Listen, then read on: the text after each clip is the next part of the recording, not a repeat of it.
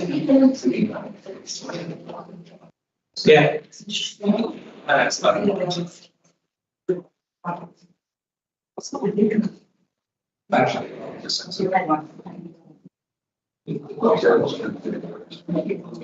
live.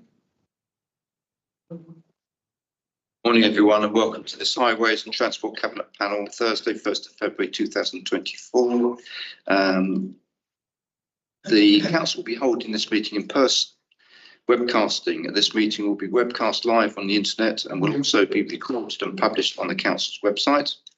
All parts of the room can be seen and heard by the cameras and microphones, and any members of the press and public present in this committee room at any time during the meeting are likely to be included in the webcast and meeting.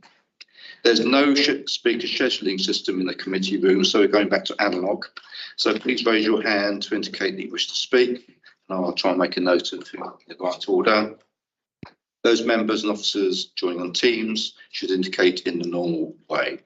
The voting will be by show of hands. First of all, we have a membership change. Sarah Talon has given apologies, and welcome to Fiona for kindly substituting. Apart from Sarah, there's no apologies. If I can ask members to introduce themselves as on the order paper, starting with Helen, please. Helen. Good morning. Thank you, Chair. Hello, Helen Campbell, representing St Albans North. Stephen. Yes, Stephen Giles Meadows, Liberal Democrat spokesperson on Highways and Transport. I represent Central Watford and Oxley. Jeff. Yeah, Councillor Jeff Jones, now member for Buntingford. Jonathan. Yes, Councillor Jonathan Kay, and I'm the member for Ware South. Asif. Councillor Asif Khan, representing North Watford. Michael. County Councillor for Baldock and a little bit of Letchworth. Stella. Stella Nash, Conservative member for St Stephen's Division. Good morning. Rena. Councillor Rena Ranger, Conservative member for Rickmansworth East and Oxley Park. Fiona. Fiona Guest, representing Hemel Hempstead North West Division. That's finally Nigel. Nigel Taylor, Liberal Democrat. Thank you. Members are advised that in respect of the debate concerning the Council's integrated plan, including the setting of the council tax precept, the Stands Committee has exercised its power to grant a dispensation to all Hertfordshire County councillors from the requirement to declare any disclosable pecuniary interest or a declarable interest. Accordingly, there's no requirement for any councillor to make any declaration of interest in respect to this item of business. And members are reminded that Section 106 of the Local Government Finance Act 1992 provides that if a member is in arrears of council tax for 2 months or more, and they are present at a meeting where the council's budget or the precept is being considered, then they should declare this, and any such member must not vote on any matter related to the setting of the council's budget or precept. The provisions of Section 106 of the Local Government Finance Act 1992 apply even if there is an arrangement to pay off the arrears. So if I can just ask members to declare any other declarable interest, please. None, thank you. Just another quick announcement. So I'd like to bring members' attention to the table document in front of you, which is an additional recommendation to agenda item 5. The document has been emailed to the panel for the benefit of those attending virtually. So first of all, start with part 1, open business, and start with the minutes.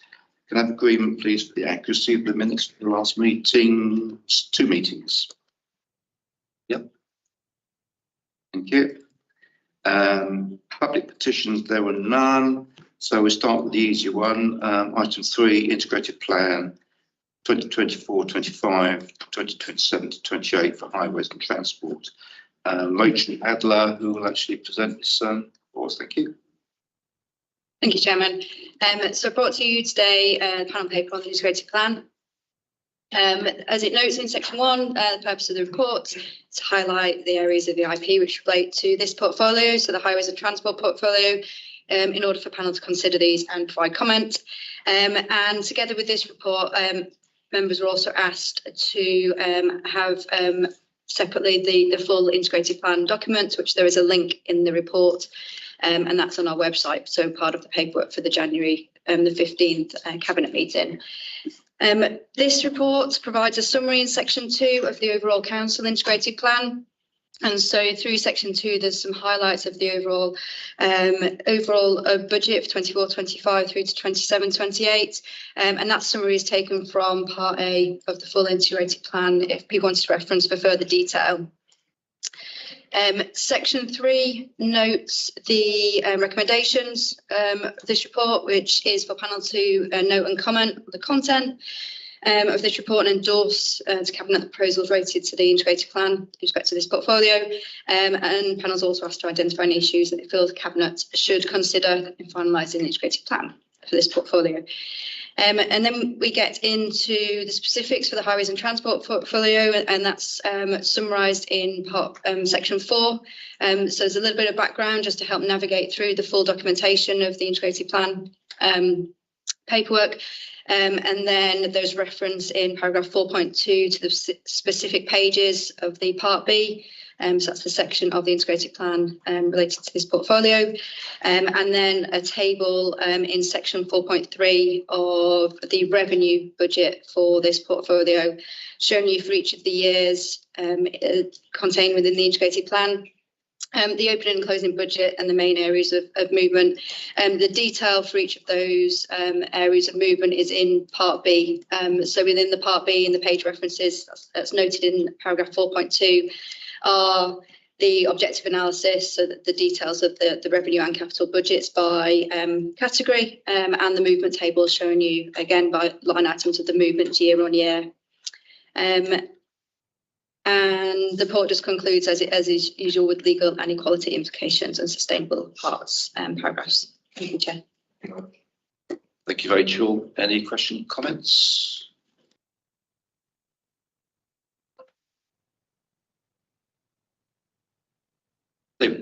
Yeah, a number actually of comments and questions.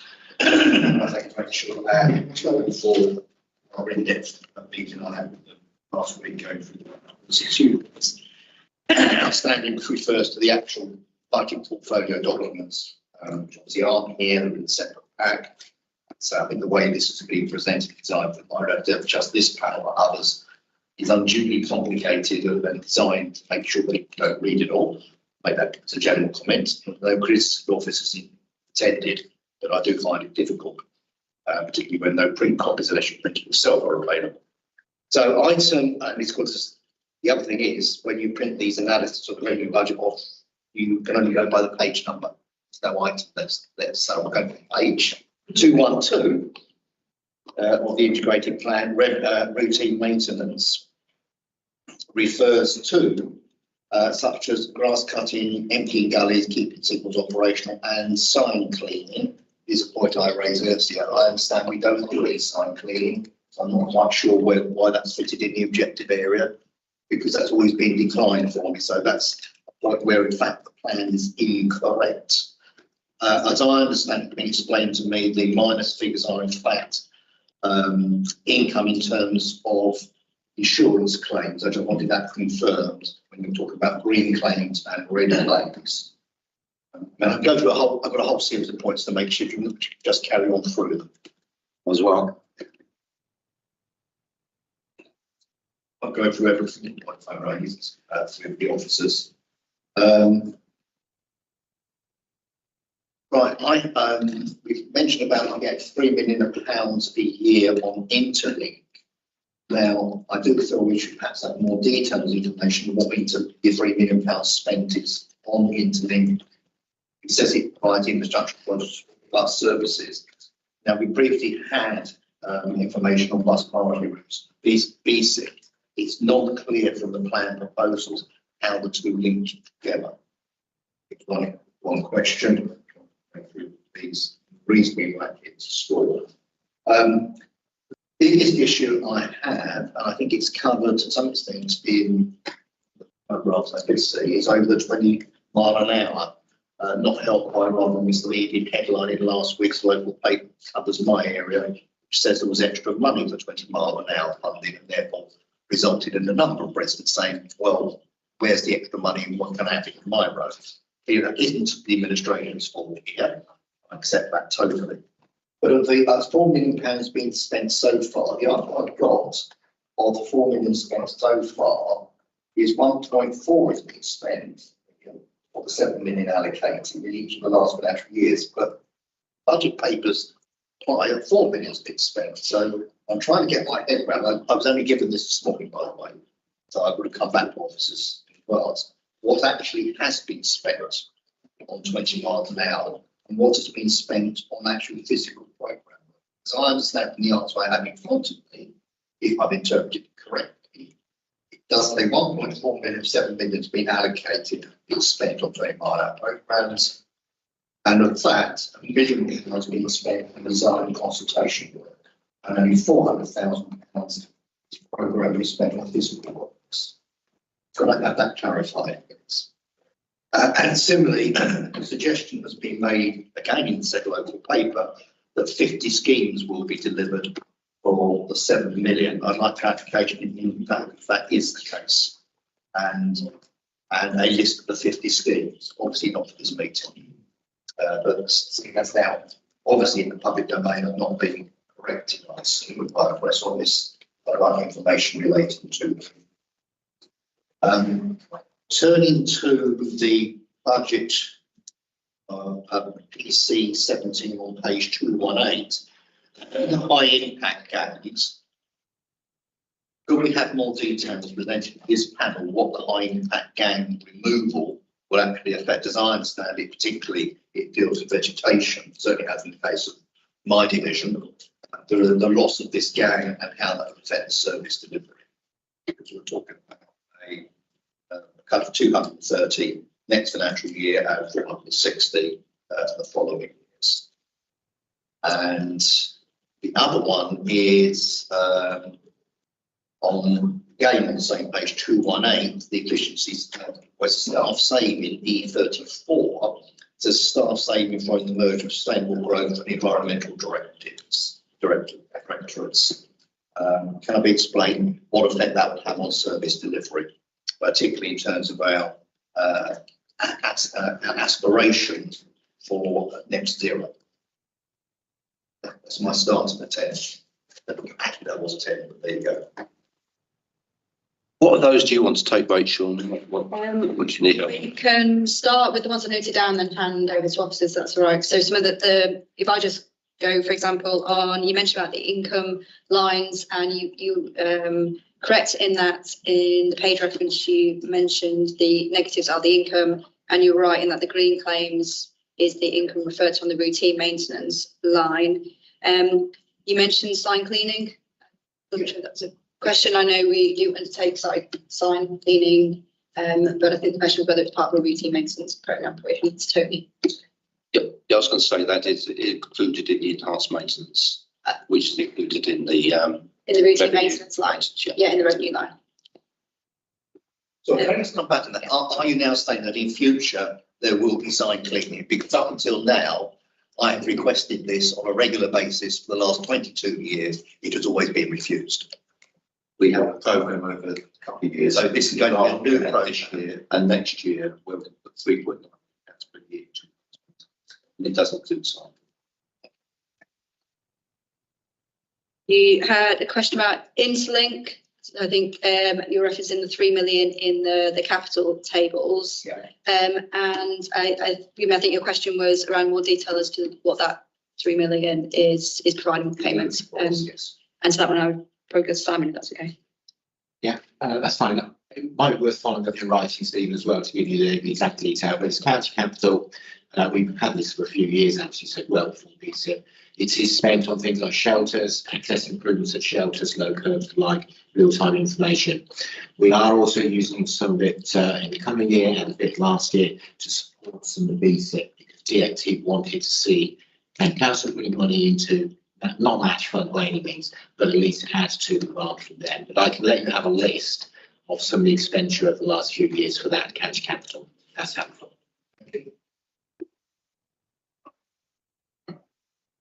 Your next, apologies if I missed some on the way, but just ones I've noted down. So then your next question was around the 20 miles an hour. And so I was just reminding myself of the page number. So again, this is one of the capital line items where there's a 7 million.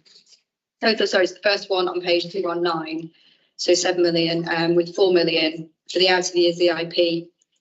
I think this was one of the ones Tony said we would come back with a bit more further information on. In terms of we've given some on the detail and spend, but it's a bit more detail to come. Yes, following a meeting with Stephen last week, officers are to provide a more positive note. I don't have that ready for today. I'll need to Stephen in due course. May I go back to the sign cleaning for a minute? Yeah, just say we do some sign cleaning, but it's ad hoc activity. So I think the point we're making was that it's listed in the IP within a sentence that says routine regular maintenance, and it's not routine regular maintenance. It's something we do on an ad hoc basis. Chair is also right that last year and in future years of the some revenue money, and part of that will be spent on sign cleaning, but not a regular routine programme for the whole county. Hopefully that clarifies for everyone. Thank you. I want to come back on both of these. No problem. And sorry, I was making some notes. You mentioned a question about the hit gangs and the efficiencies. Would you mind just reminding me of the question related to that? Yeah, well, obviously that's down as an efficiency saving, Yeah. which is the removal of those gangs.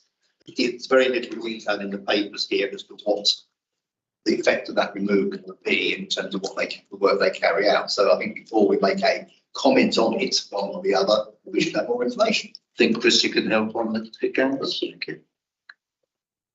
Yeah, absolutely. Thanks, Chair. The hit gangs carry out works that are probably best described as small tools works. So it's a gang of half hand tools effectively on the back of the van, carrying out works that will need minor or no traffic management. And that could be things like vegetation beyond overhanging branch, for example. It might be a localised area of siding out.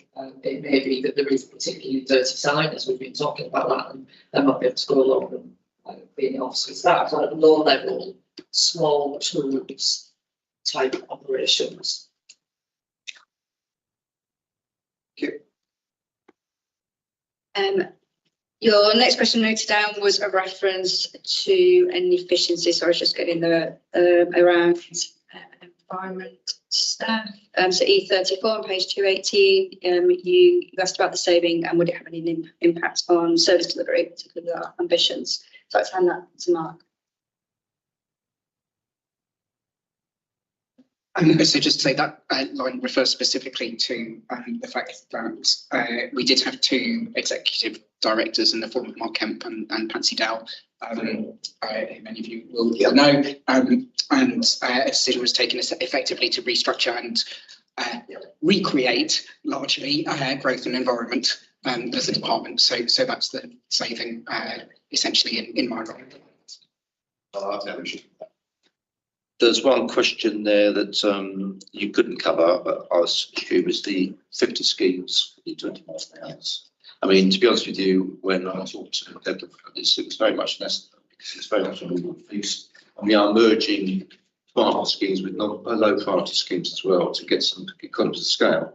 But I'm sure if we can minute and get an action that Rupert can arrange for an update to members on what schemes are planned. Thank you. That was all the questions I've noted down. Apologies, I'm not sure that's 10, but no, it wasn't 10. It's just if I can come back on the 20 mile an hour, because obviously the way the budget papers are presented says that we've spent £24 million already. And I'm trying to get to the bottom of where we've spent the £4 million. And I have to say, given I had given advance notice of that, I would have expected an answer as to where we have spent the £4 million. Now, the answer I've got is 1.4 million has been spent. It isn't 4 million. And a further 400,000 in this current financial year will be spent. So that's nowhere near 4 million. So, no, I appreciate I'm not going to get an answer today, but there does need to be something sent round because, we have a different approach. We've got no chairman and other members opposite know in terms of having spent this money, but we could be spent more efficiently, delivering more schemes. And hence, understandably, I'm asking the questions. Where we spent it on the I'm sure we can give a clarification on that. I would say there's a lot of consultation on design work already, TROs, etc. And also we've been stockpiling the actual signs, etc. So a lot of money being spent. And that's what I've been told last year. Yeah. And again, I asked for the information in that sort of breakdown. I didn't have it. Yeah. So not unreasonable, I think, to raise that issue. That's no problem. Can I go back on 1 hour? Maybe just check on the 21-hour progress. Just saying, in the economy, there's 4 million, tables and still to spend, which is 3 million spent so far. But you're right, that's different from the numbers we've provided you separately. Yeah. So we'll have to come back and clarify. But just to get that first point clarified, it's 4 million less than it might be. The chair is right that we spent quite a lot on the stockpiling signs, etc. So we avoid the inflationary costs. This is went by a lot of time and money on data gathering, design, interpretation, and in some areas the local residents have decided that they were not keen on the scheme. State local member, we then stopped that scheme and moved to the next list. So there are some costs that have incurred that aren't resulting in things happening on the ground, but that's because the residents of Hertfordshire in telling where they can decide against it. Yeah, there was one other, and actually it's not necessarily, it's just an explanation. I did get it, and I think it was should have been in this paper, and it is on page 223. It was an intriguing one. Street lighting private cable network refurbishment. It was explained to me, but it is in this budget book as we're replacing in private cable network. But as I understand it, the explanation I was given, and perhaps Mark would like, or Tony would like to explain now, this is a cable on our land as opposed to be a private cable. That's really, it's the way to describe in the book really put red flags to me. Why are we doing something on private cable? No, I completely understand why you asked the question. For everyone's benefit, this is not cable TV. It's not a private cable in no sense. These are cables that we own to connect to our intellectual assets. So they're not owned by UKPN, and therefore our network. So we then have to make sure that those cables are adequate, that they comply with latest safety standards, and when they deteriorate, we have to replace them. If I've got any of that wrong, I'm sure that my colleague Mr. Simpson will interject now and tell add or not. You're quite correct. Thank you. I think the point on that is in future, perhaps that's lay persons or easier explanations to prevent some of the questions. Done? Yeah. Thank you, Chairman. And this question refers to the things that we're going to be doing with the funding in the 24-25 IP, as particularly expanding multi-operator ticketing, smart cards. And do we have any feedback from bus users as to how user-friendly they are, particularly with those people who tend not to use cards and tend to use cash? Simon, I think that was aimed entirely.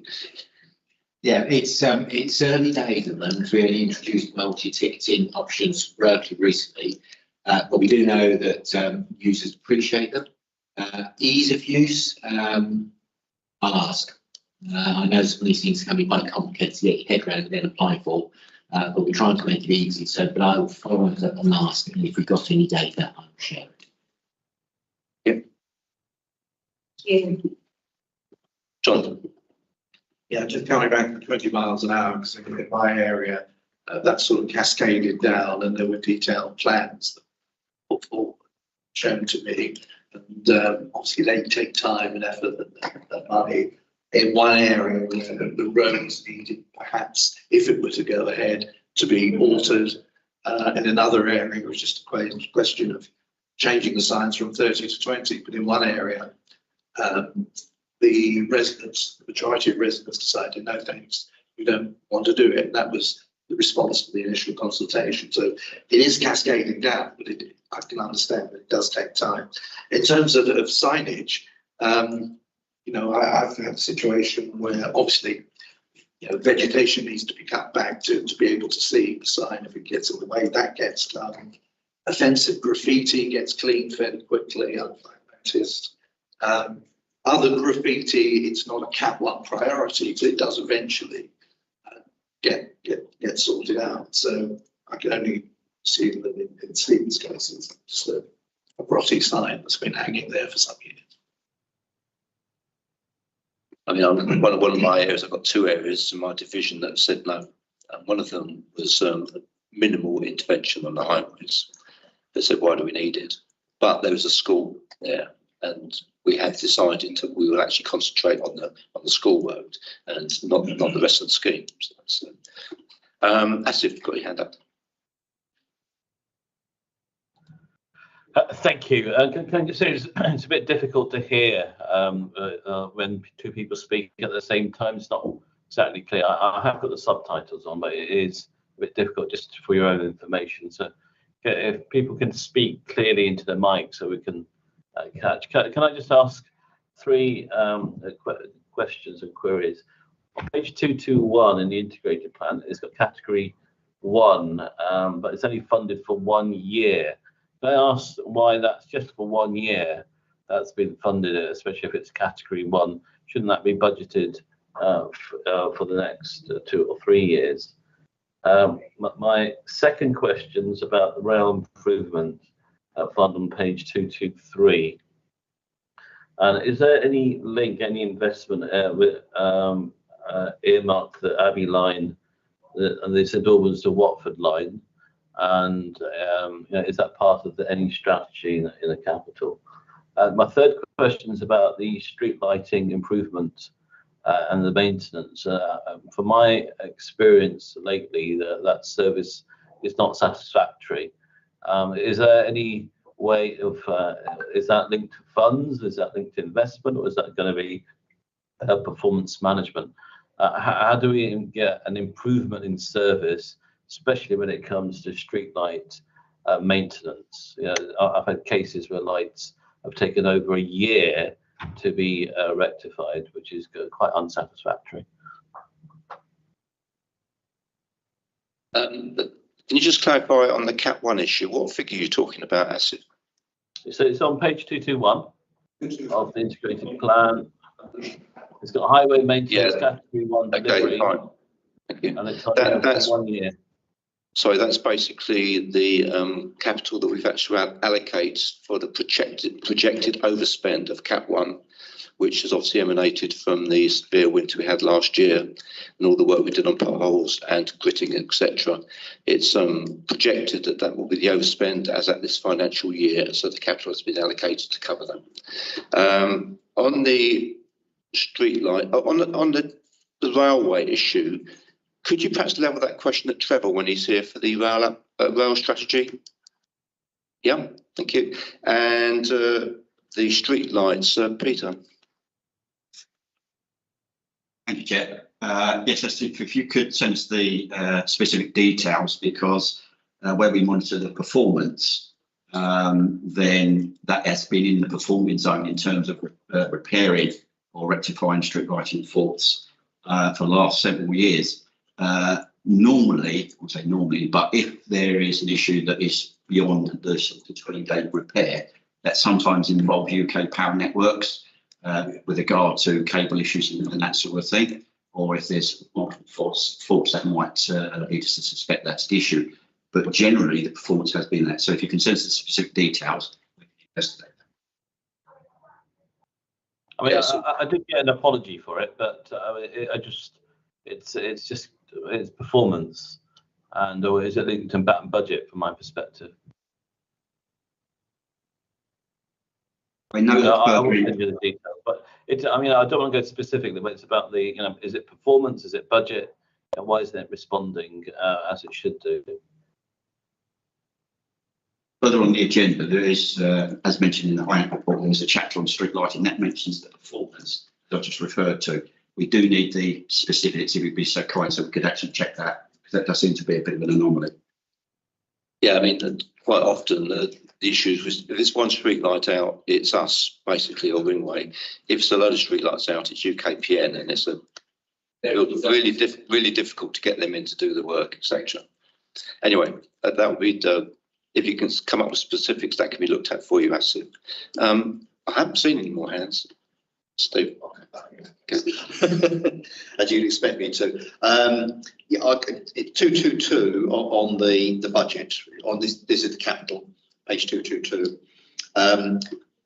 Two key questions. Well, a key question first. The highway major schemes contingency, you're putting in 4.5 million in capital costs there for the future, but only for 24-25 and nothing for future years, which implies you're content you can cover all the contingency in 1 year. Again, probably from outside this room, what do those £4.5 million into which of the major highway projects you want the contingency in against? I can probably cover that. If you've got that, that's fine. We obviously with the A120 bypass and the A602, we did have issues with delays, rising costs, COVID, etc., and there were cost overruns. We were in protracted negotiations with the contractor, and we actually agreed through cabinet probably about 6 months ago to actually allocate some contingency to cover the potential overrun costs we had to pay. Pleased to note that the negotiations have now been concluded and have come well in or allocated. So that's actually now basically completed. No more funding required. So based on what you've just said, Chair, does the 4.5 million reflect those recent negotiations? Because this paper was published obviously at the beginning of January, or do these figures need to be amended? Should we answer? We're going through the final stages of negotiations. We're very close to the end, but we haven't all signed on the dotted line yet. So we're keeping the contingency as it's just until it's all concluded. So potentially there'll be an in-year reduction, if at all possible. If at all possible, and if we don't spend it all this year and we need some of it next year, then we'd put in a bid with our finance colleagues to carry it forward to the next year if negotiations become more protracted. And on the same page, and I appreciate this is not necessarily in our control, is obviously the additional DFT money for maintenance that was announced, the 87 million in the case of Hertfordshire, as a result of a lot of lobbying done at the CCN level, County Council Network. Obviously, that's welcome money, but of course, clearly the figures for 25, 26 and 27 are guesstimates. I just want to flag that up. They are guesstimates. I hope we get that money. And I made sure there was a note in the narrative to clarify that they were guesstimates. Yeah, exactly. I don't do that because obviously it's for public consumption that they are. We hope to get that, and that's what we would spend irrespective of the authority. If we get it, because you're just spreading that over the time frame of the allocation at this stage. And obviously, I think all of us would have preferred to have had the spread that we actually had more in the next financial year, but there you go. The ones of the Treasury is Tony would absent. Anyway, thanks Tony for clarifying the cost overruns. And I was pleased to find more optimistic officer than you are. One other point I raise is on revenue, to page 217, OP14, Hertsmere glass cutting plant storage project. Now I've now got the explanation. This relates to a fifth small depot that we took back glass cutting from Hertsmere, and we need to accommodate equipment. Couldn't accommodate existing hydro depots. So this is actually money being spent on renting temporary location that aren't in the ownership of the county council. Given we have a large property portfolio of empty properties and sites, I'm surprised we're having to spend £250,000 on rentals. And I wonder why other sites that we own, therefore not having to spend money on rental, aren't being utilised. At the moment, we're using a piece of HTC land in Welling Garden City to store the equipment. This money is in the IP because when the lease on that runs out, it will no longer be HTC land in October 2025. We may need another depot. So we're in discussion with property colleagues to say, is there any land in exactly the way you just described that we can use? But just in case there isn't, we want to have enough money to set up a new site, make sure we decontaminate it, put up the fences and store our equipment. So hopefully we'll never need this money, but in financial planning, we need to make sure we have it just in case. Plan for that. Some assurance that other sites are being looked at, yeah. As if your hand's still up, or was it? No, it's just a new question. Can I just ask, just explore a couple of questions on the bus element of the budget, and in particular the Saver card. Is the scope of the Saver card the same as this year? Or has it changed, etc.? Because I can see the budget of just under, it's 900,000 pounds. Simon? So the scope of state card, we've actually expanded the scope of that, so it's now available to over 60s as well. What we have seen though over the last couple of years is a reduction in people taking advantage of the Saver card. That reflects, we think, in overall reduction in patronage on buses, but we have seen that reduction. It is also linked, again, quite heavily, we suspect, to the £2 capped fare that is still in place across all bus services, and people may be doing some maths. It shows that actually applying for a Saver card may not be as financially beneficial as it was because of the £2 cap fare. Okay, so I mean that's a sort of underlying why I'm asking the questions. The question about, is the bus budget, we're investing, there's £18 million, just over £18 million, and the effectiveness of spending that and the money. So again, one of the complaints I'm sure other members get about, this is in Watford, so it's not rural, but bus services are poor, and people are unable to catch buses when they need to catch them. And what are we doing in terms of, again, it goes back to performance. If we spending 18 million plus on buses, how do we improve performance in such a way? Is that part of it's taxpayers' money, and how do we get that performance that residents are expecting? I think it's a combination of things, and one of the key ones is bus priority. You'll know from previous reports panel on the BSIP funding, I think it's about 13 million of the BSIP funding is towards bus priority. Bus priority, the aim of bus priority is to improve reliability in terms of timings for buses, their running times, because that's the biggest complaint we get from users is buses can't be relied on to be turned up on time and arrive on time. Bus priority helps with that, but it is a very difficult thing to achieve within a congested network such as Hertfordshire. On top of that, though, it's a little bit of chicken and egg here. So we try to improve bus services and bus networks and the offer, and hopefully more people will use them.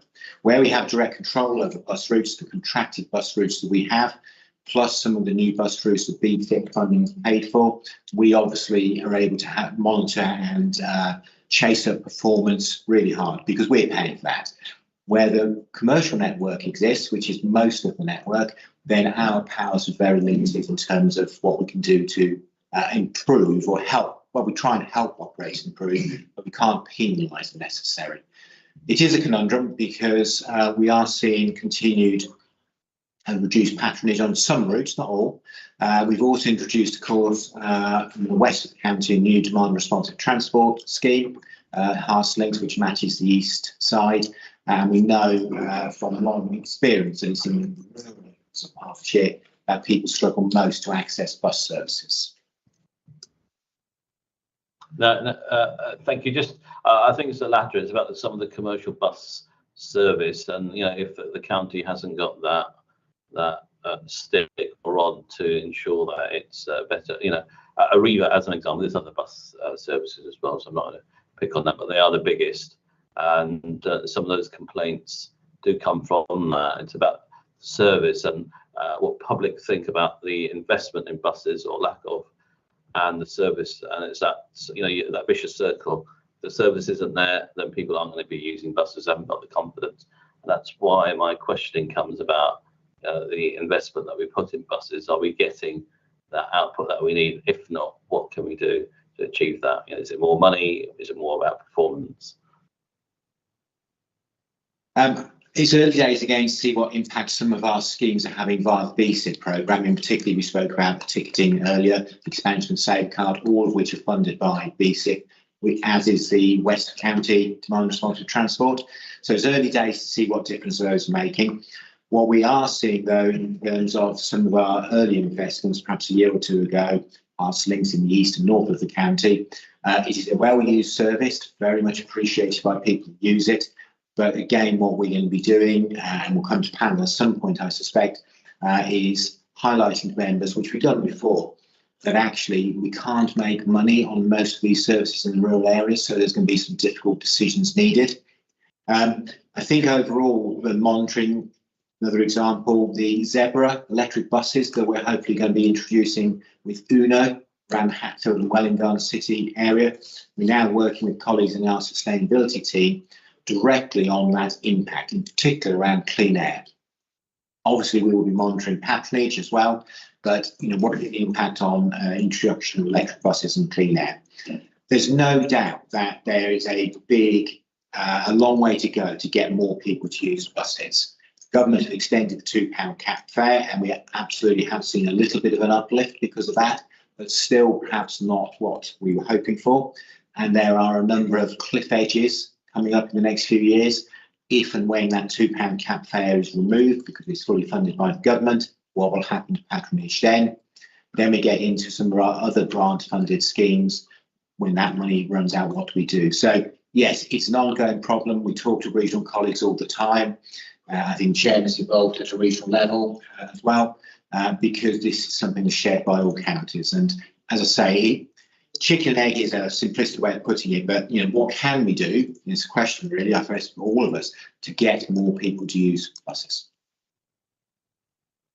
Yeah, right. A very big issue, and I'm working with England's Economic Heartland, who are lobbying government to actually allow more powers to local authorities, and obviously more funding, because with the powers comes need for funding to actually get the bus service into what we want to. Yeah. But we've got to be realistic here. Only 95% of the services are commercial, and whilst we can work well with operators, and we do, some better than others, of course, it's up to them whether they can make money out of routes. And with reducing patronage, it's a bit of a dilemma. But believe me, this is a national problem, and we are lobbying government to try and find an answer for it.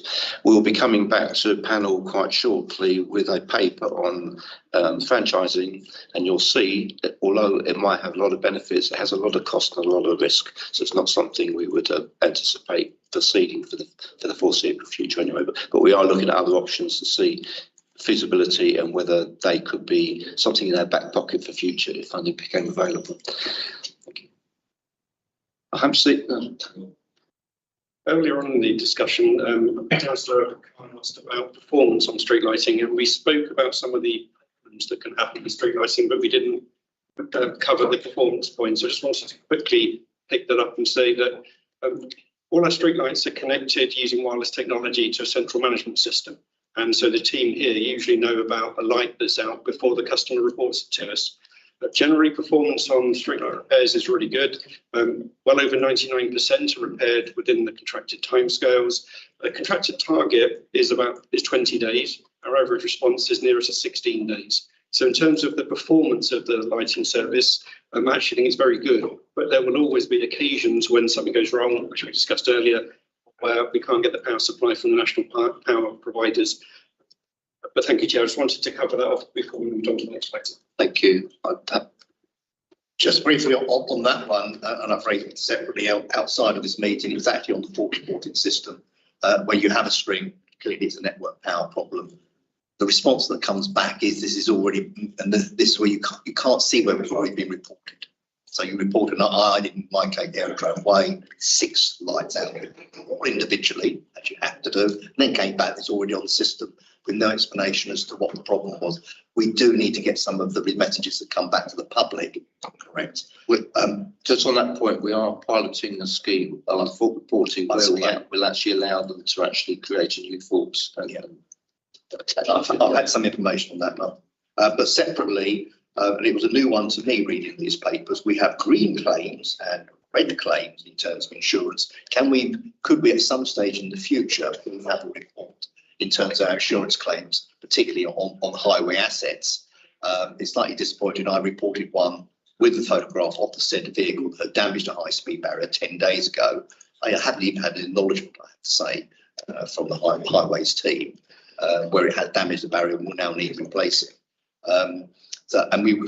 Clearly, it is in our own interests collectively get as much back from insurance claims and damaged assets as at all possible.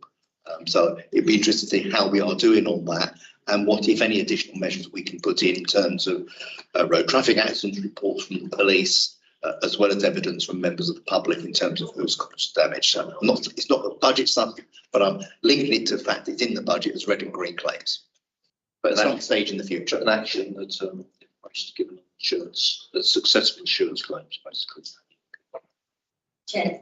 Yep. It's noisy. I think you almost have to embrace the mic, otherwise we can't hear what's happening at the back. So I just think even members, I can see Councillor Giles Meadows, I think we need to really be here.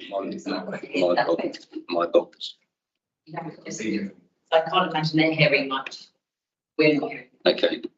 I was in a radio studio the other day and had to get mine up there to the mic. Yes.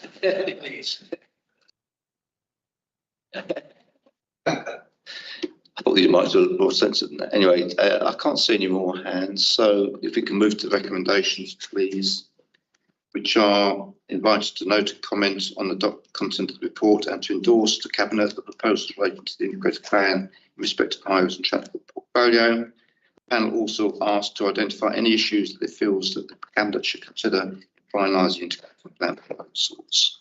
Can we vote on that, please? Show of hands.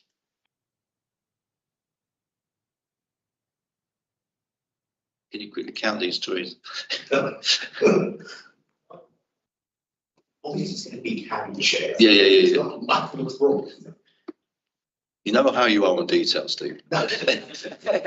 You know, I'm actually trying to think of these. We never know. From six. Spell it up, yeah. Michael, you voted? Yeah. Against? Abstain? Okay, it's carried. Right. We move on to the integrated works programme and procurement routes. Jonathan, to present this for us. Okay, thank you, Chair, and I shall try and embrace the mic for you. So, yeah, this is the annual paper we publish this time every year, essentially setting out the capital programme spending plan for 2024-2025. The paper invites panel to endorse the 2024-25 integrated works programme and recommend to Cabinet that it approves the IWP, approves the annual programme budget and notes the proposed procurement routes. The paper itself provides some information about some of the key funding streams. Also sets out some details of the additional maintenance funding, partly provided by the cancellation of HS2 funding, but also some additional preventative maintenance funding that adds up to 7.6 million for 24-25. That funding was identified fairly late, so we're still sort of developing proposals for exactly how that funding is spent, and schemes will be reported through the member bulletins in the coming sort of weeks and months. At that point, I guess I'll hand back to Phil for any further. Okay.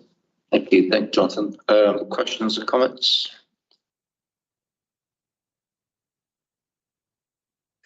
I'd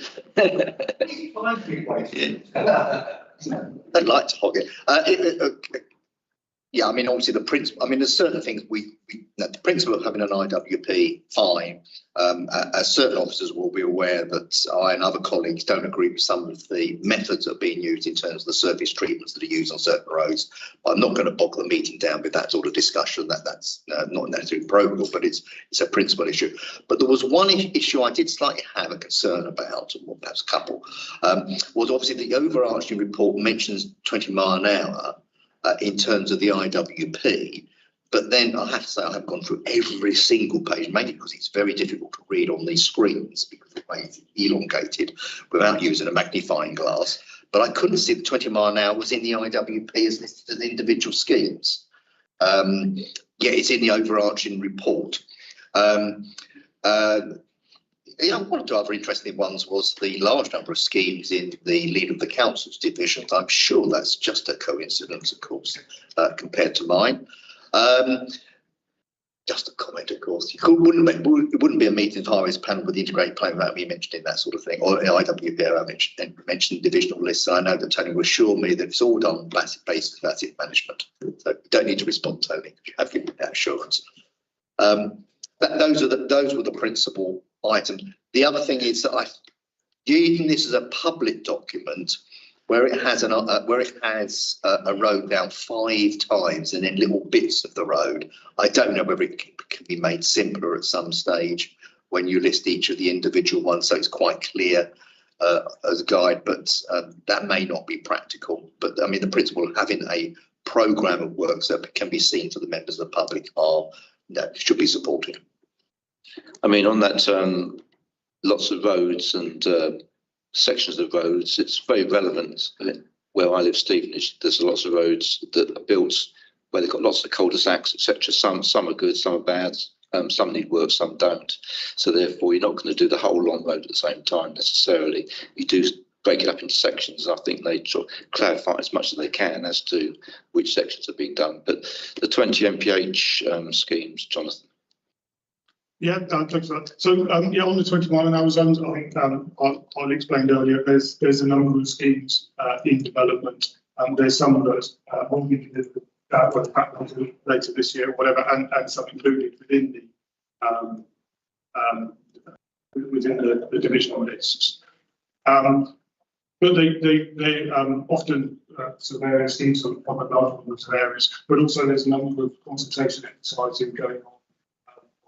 Have gone on and schemes have that support. So there is a programme of schemes that are being developed further, but the actual ones we deliver will be dependent on which ones do go. Yeah, so as long as I think just listed them, it's in the overarching report, and we don't list them in the individual division. That's one point. Sorry if I didn't make myself clear. Probably, Tony, just a question. Surely some of the schemes after stage where they could go into the IWP for the next financial year, they can't be all sort of at a stage where they can't be actually committed to programs. But Tony, there are a few schemes that are mentioned in the individual IWP list, but only 2. It's because most of the 20 mile an hours are areas rather than individual road sections, and so they're not included in the IWP list because the IWP list would include individual road rather than a wider area. So because they're doing wider areas, they tend to be reported to members outside of the IWP process, which is why you won't see them as individual schemes within the IWP list themselves. Fiona.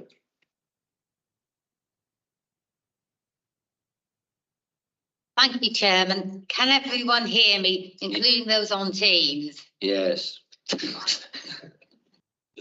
Paragraph 4.3, the first item 5 refers to supporting costs, for example, car removal.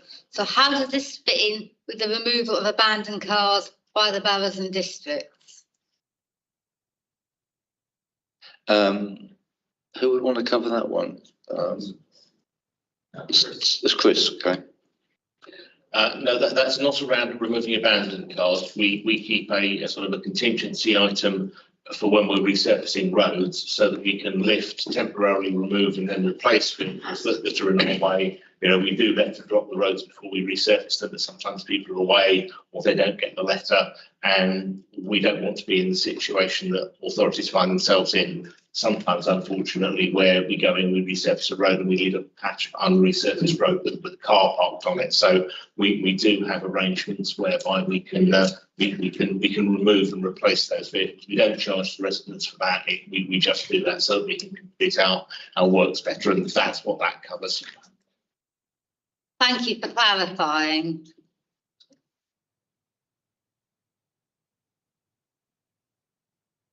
Sorry, I was talking to. Was there another question on?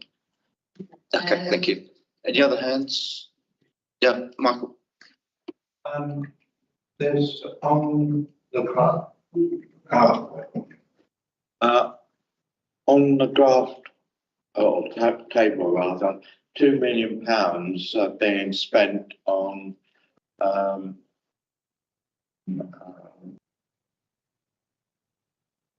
Right. On the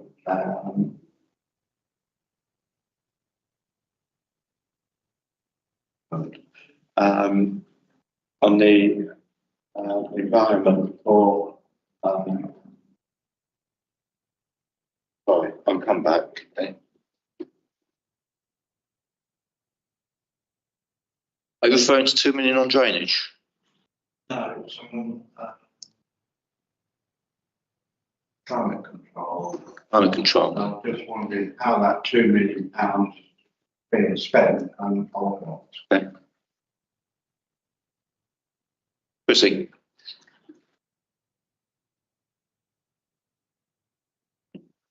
Sorry, managed to blind myself from the light. My apologies. I think that's climate control, climate change fund, which is our capital drainage fund. It will be spent on more complex drainage work. So, for example, where we might need to replace or enhance a particular soakaway or a series of drainage runs into a soakaway, or where we need to do some quite complex investigation into what might be the cause of flooding or drainage problems in a particular area. So we've delivered something, if I remember right, something like £4 million to date, with another, or 6 to date, with another 4 to go over the next 2 years. So it's more of that renewing and replacing of underground drainage systems, effectively.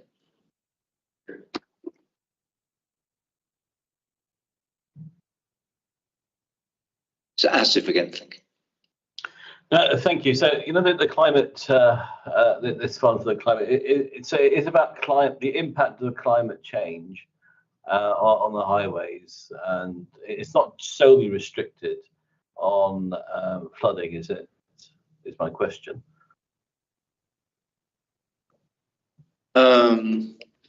Well, because flooding, yes, because we're getting more rain.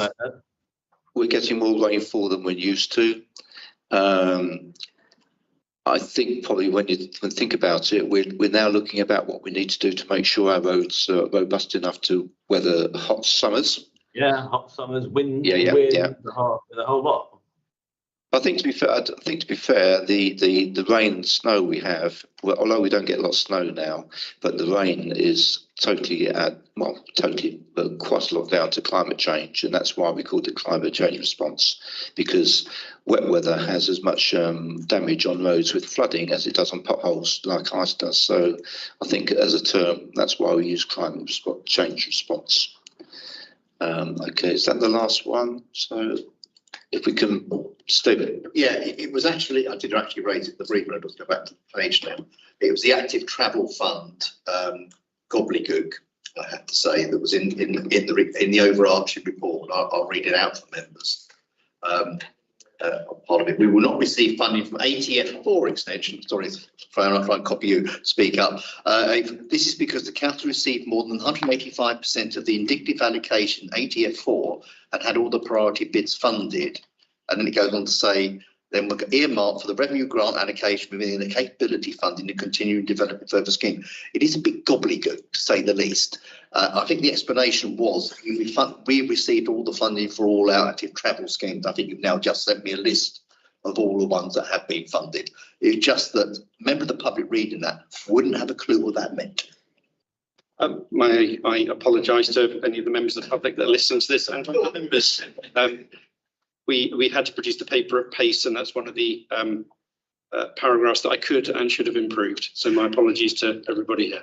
Well, can you just assure us exactly what it does mean in terms of active travel fund then, please? Sorry, Tony. Yes, we've received the money that we bid for, and in the early bidding rounds, the government allocated us they had an indicative amount for every authority. We received more than that indicative amount, so we couldn't bid for ATF stage 4. Because we'd already received more than our indicative allocated amount. I'm not sure I've made that any clearer. I'm looking at the puzzled faces. I'll try again. We've blown our bidding capability. Yes, we were too successful in the early round. We got more than the government was expecting to give to us, and so because of that, they don't want to give us any more just yet. Yeah. So just for some sort of clarity on that. So Are there any schemes that were being put forward for this form to action that were not going in? We have a very long list of potential schemes, Jeff. So when there are subsequent bidding opportunities, we will bid. But there was nothing in our plans that were, we were going to do scheme A and now we can't bid for it. It's more that we have a list ready for when the government's willing to give us more money again. We always have schemes ready for when we get to funding opportunities. And last time we did bid, I think there were about 10 that didn't make the cut. We bidded for the top schemes on the basis that the other schemes would be considered for future funding rounds. Yeah. Yeah. Okay, thank you. If we can move to the recommendations, please. It's quite a few. Note and comment on the Highways Infrastructure Asset Management Plan, Asset Performance Report 22-23. Recommend to Cabinet, the Cabinet agree the Highways Infrastructure on the Integrated Works Programme. Approve the proposed 24-25 Integrated Works Programme set out in Appendix D. Approve the annual programmes and project budgets set out in Section 4.3 and note the proposed procurement routes in Appendix A. Can I show of hands, please? This is fine. Okay. Karen, thank you. Right, we move on to the HIAMP for short asset management, asset performance report. I can hand over to Chrissy and Chris, whoever wants to take the lead on this one. Yeah, I'll go first, Chair. Thank you. Just a brief introduction for panel members. So this report presents our annual asset management plan performance report. Bit of a mouthful there. The panel paper leads members through the summary contents of the HIAMP APR, the annual performance report, which is actually an appendix. The APR is a really substantial performance report. It's got a lot of information in it, and accordingly what we do year on year is basically keep the format the same, so as members of the panel can find it a bit easier to read through and pick out the important points. Because it's so large, it isn't possible here today to talk members through each of the chapters in specific detail. Chapters 2 and 3 will give members an overview of the recent progress in the field of transport asset management. That's nationally and then more focused in Hertfordshire. Chapters 4 to 11 focus then on our main asset groups. So within each of those chapters, there's a number of themes that are addressed. Generally, there's a bit of information about data on the asset, size of the asset, length of the asset, number of the asset, that kind of thing. Then there's some information on the strategy and life cycle planning. Then there's a bit of information on condition monitoring, some background info on budget, and then any specific improvements related to that particular asset. Chapter 10 has a slightly different format to the others. However, it basically covers the same information, gives you the extent of our green infrastructure and the type of works that we've completed over the past year, along with any improvements proposed, which links back to the amendment that the Chair mentioned at the beginning around the trials. So the panel are asked to recommend to Cabinet that the HIAMP APR is agreed, including the outcome of the carriageway maintenance hierarchy review and adoption of the revised methodology for evaluation, and that the proposed GRASS trials within Chapter 10 are agreed and progressed in 24-25. So I'll come back to you, Chair. Thank you. Any questions or comments? I saw any technical questions Chris would be delighted to answer. Very, very succinct for. Any questions or comments? So we can have an explanation of as to this. It was missed off. I know, but the explanation in the report isn't in the appendix when I find it, is not clear what it actually means. Can you clarify? I'd like clarification, please. Yeah. If as we're being asked to agree something. Yeah, certainly can. So in the end, at the very end of Chapter 10, which is the green infrastructure chapter, what we're saying is to try and help us work towards a more sustainable Hertfordshire, we're going to try and implement some trials in 24-25 that allow us to understand some of the operational challenges from changing our maintenance services. So one of those trials, for example, might be to change the urban performance grass cutting regime in Hertsmere to a programmed grass cutting regime. So from something like 9 cuts a year to something more like 7 cuts a year is the simple translation. We'd also like to trial some habitat enhancement works, and we'd like to be able to trial some different mowing machines, for example, that have got a different capacity to collect grass cuttings rather than leave them laying after we've cut. So it's page 70 of the APR. I'm not sure what page that is. Chapter 10, Appendix A. It starts there. Yeah, and then So it will be. It's within the high amp APR, which is Appendix A.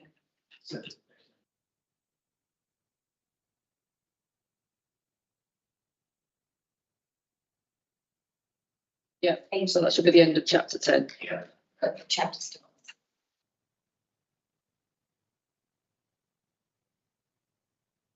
So around about agenda pack page 220, that's where we're into that section of the APR itself. That's where we're into section chapter 10 of the APR.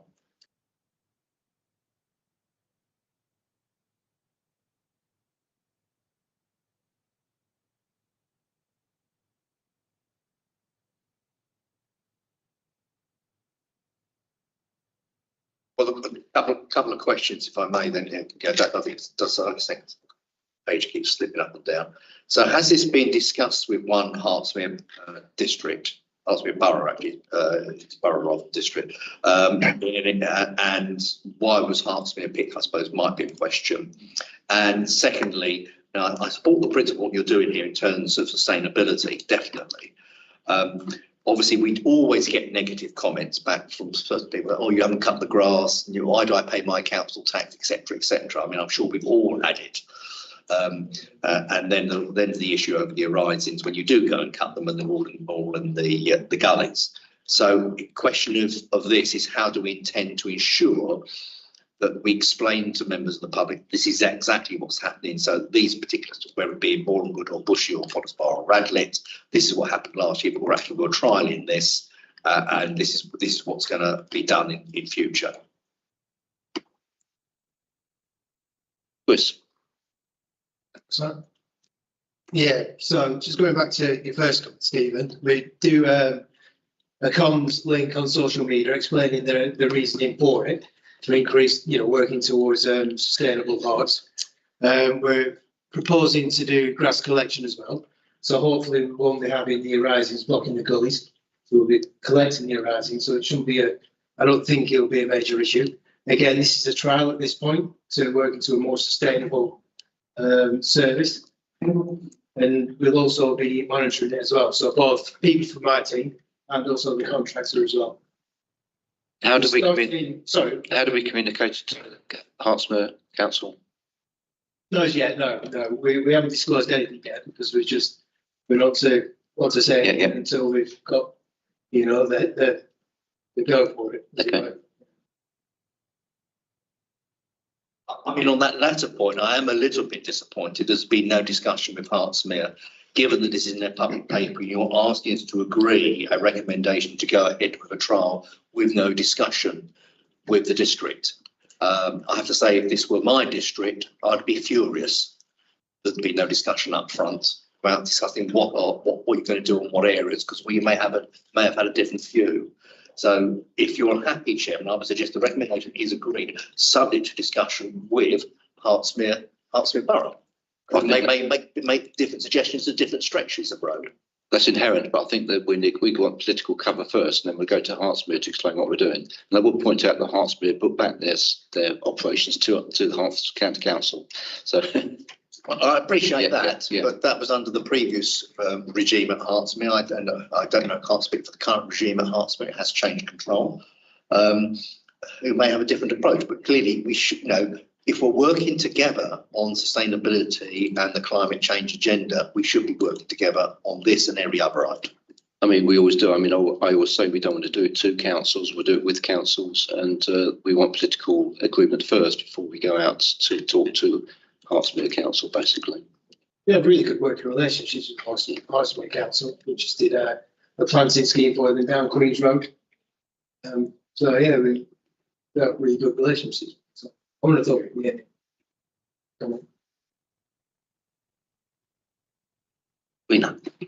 It was just a comment that this is an absolutely fascinating document. I don't know how you make it. So when people ask what's our council tax do, we could just hand them a little leaflet and go, this, bridges, structures, all the rest of it. And I wish you all the very best in trying to explain grass cutting regimes to anybody, because the names are rather, I've had to highlight, there's nothing not highlighted on this page, because maybe we could name them something more catchy. 15 mil, buzz cut one, or whatever.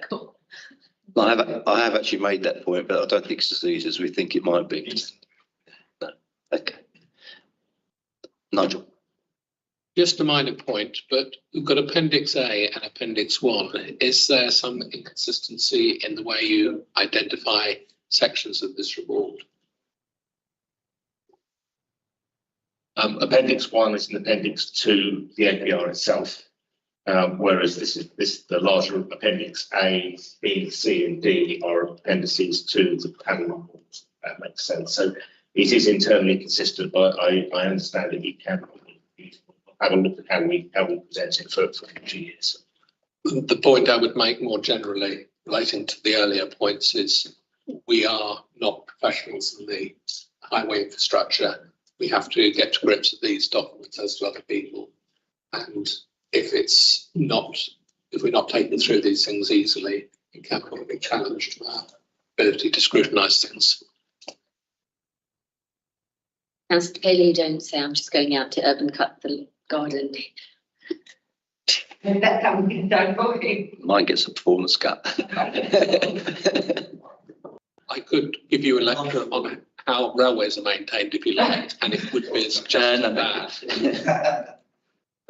If the chair's content, I'll take the comments away and reflect on them with my teams, because I think there's a clear message coming from a range of members from different parties that the reports aren't easy enough to read. And so as officers, that is something we'll take away and do our best to improve.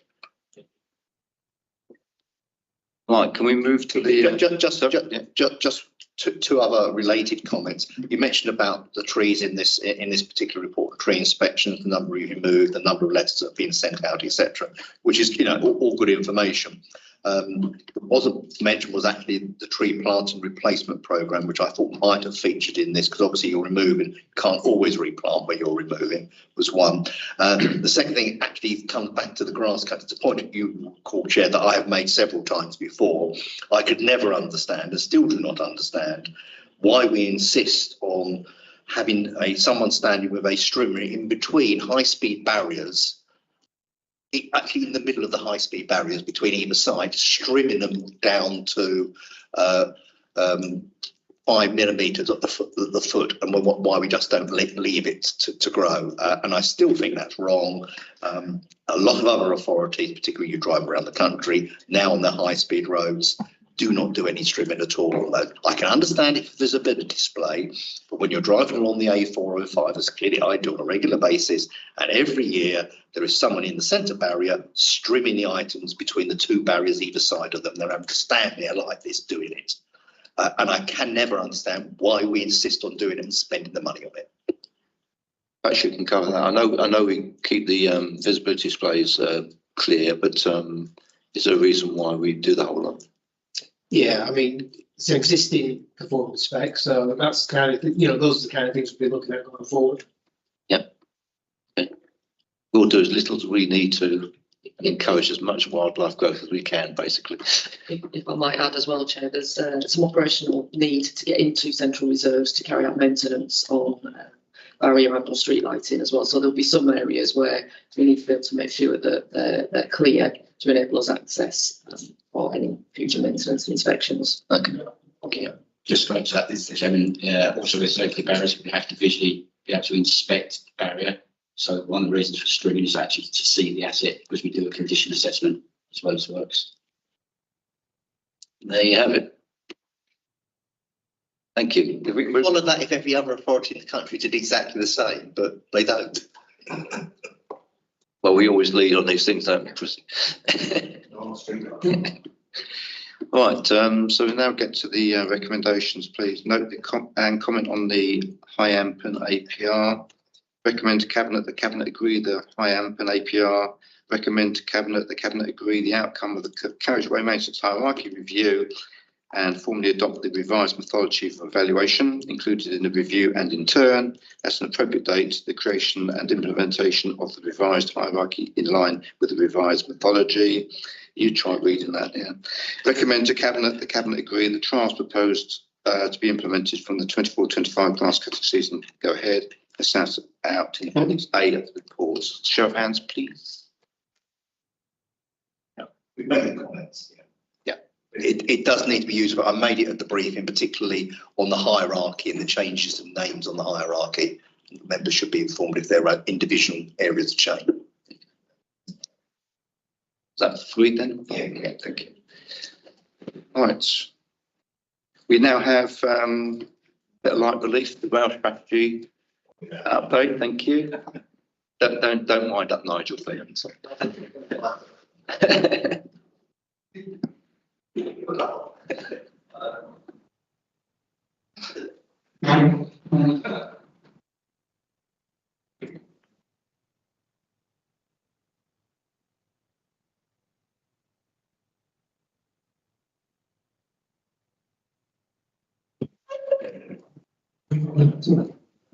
So good morning, everyone. So yes, the rail strategy paper, this is an annual process now where we bring the updated appendix to our rail strategy to panel for members' information and comment. The appendix captures our aspirations for the stations within Hertfordshire. That's not to say that we delivered on those aspirations. These are ways of capturing the information so that we are then ready to present them when opportunities arise, particularly with colleagues within the rail industry. This is in no way an update or change to the rail strategy itself. And the paper accompanying it is really just an update on what has happened in general terms across the industry over the last 12 months. Just before I bring it out, Trevor, we're going to try and get a meeting with TfL and an MP unnamed about the accessibility issues on some of the Hertfordshire-based stations. Is there any progress on that one? Yeah, I'm still trying to get the appropriate contact at TfL for that and get the appropriate board members cross-border issues. So get it set up as soon as possible, but I'm going through the TfL bureaucracy at the moment, trying to get by contact. I do wonder how they get away with it under the DDA, to be fair. Yeah. Yeah, well, that's the answer question then. Anyway, thanks for that, Trevor. Any other questions or points? Fiona. Thank you, Chairman. On item 5.2, paragraph 5.2, our rail improvements capital budget. I can't see from here how big it is. So how big is it? How much money is in it? And to use this budget, how do we work with Network Rail to utilise it? I'll pick that up. So the actual figures should have been in the IP item. I've already covered it on the agenda. It's a relatively small budget. It's normally of the order of a few £100,000. I think next year it's going at 150 to 200, but it's normally £300,000–400,000.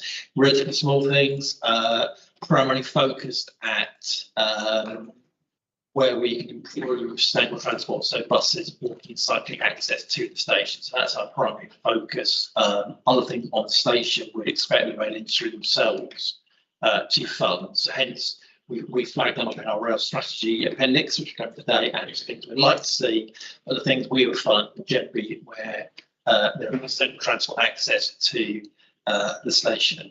So they're relatively small, generally sort of forecourt type schemes where we say we improve either the bus stop arrangements or better walking or cycling access to the actual stations. Clearly, we work with the various elements of the rail industry, primarily because of the relatively small scale of the schemes. We are working with the train operating companies, so Thames Railway, Great Anglia, or London North Western Railway primarily. So we normally go through them to work with them, and obviously then there is interface with Network Rail.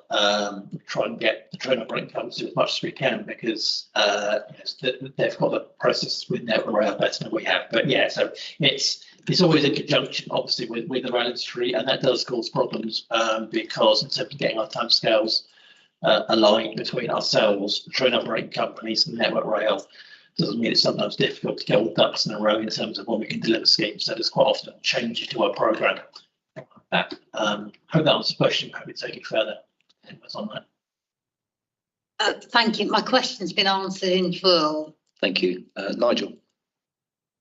For the benefit of other panel members, could you elaborate on what CP6 is?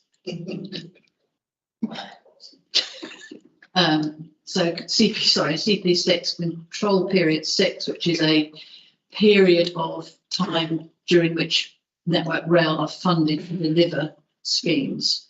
So it is a 5-year period, I think. And CP6 is coming to an end at the end of this financial year, 2024. That's been running since 5 years ago too. April 2019. What I wanted to ask is a lot of the schemes put in the appendix make reference to years and CP6, which will have got just 2 months left to run. I've seen this report last year, and what I'm not seeing is what is the updates since last year, and also given that most of these schemes should be implemented by next month, I don't see much information about the fact that those schemes are being completed or have been completed. It's just, for instance, and I'm looking at Hertford North, due to start in autumn last year and complete in March this year.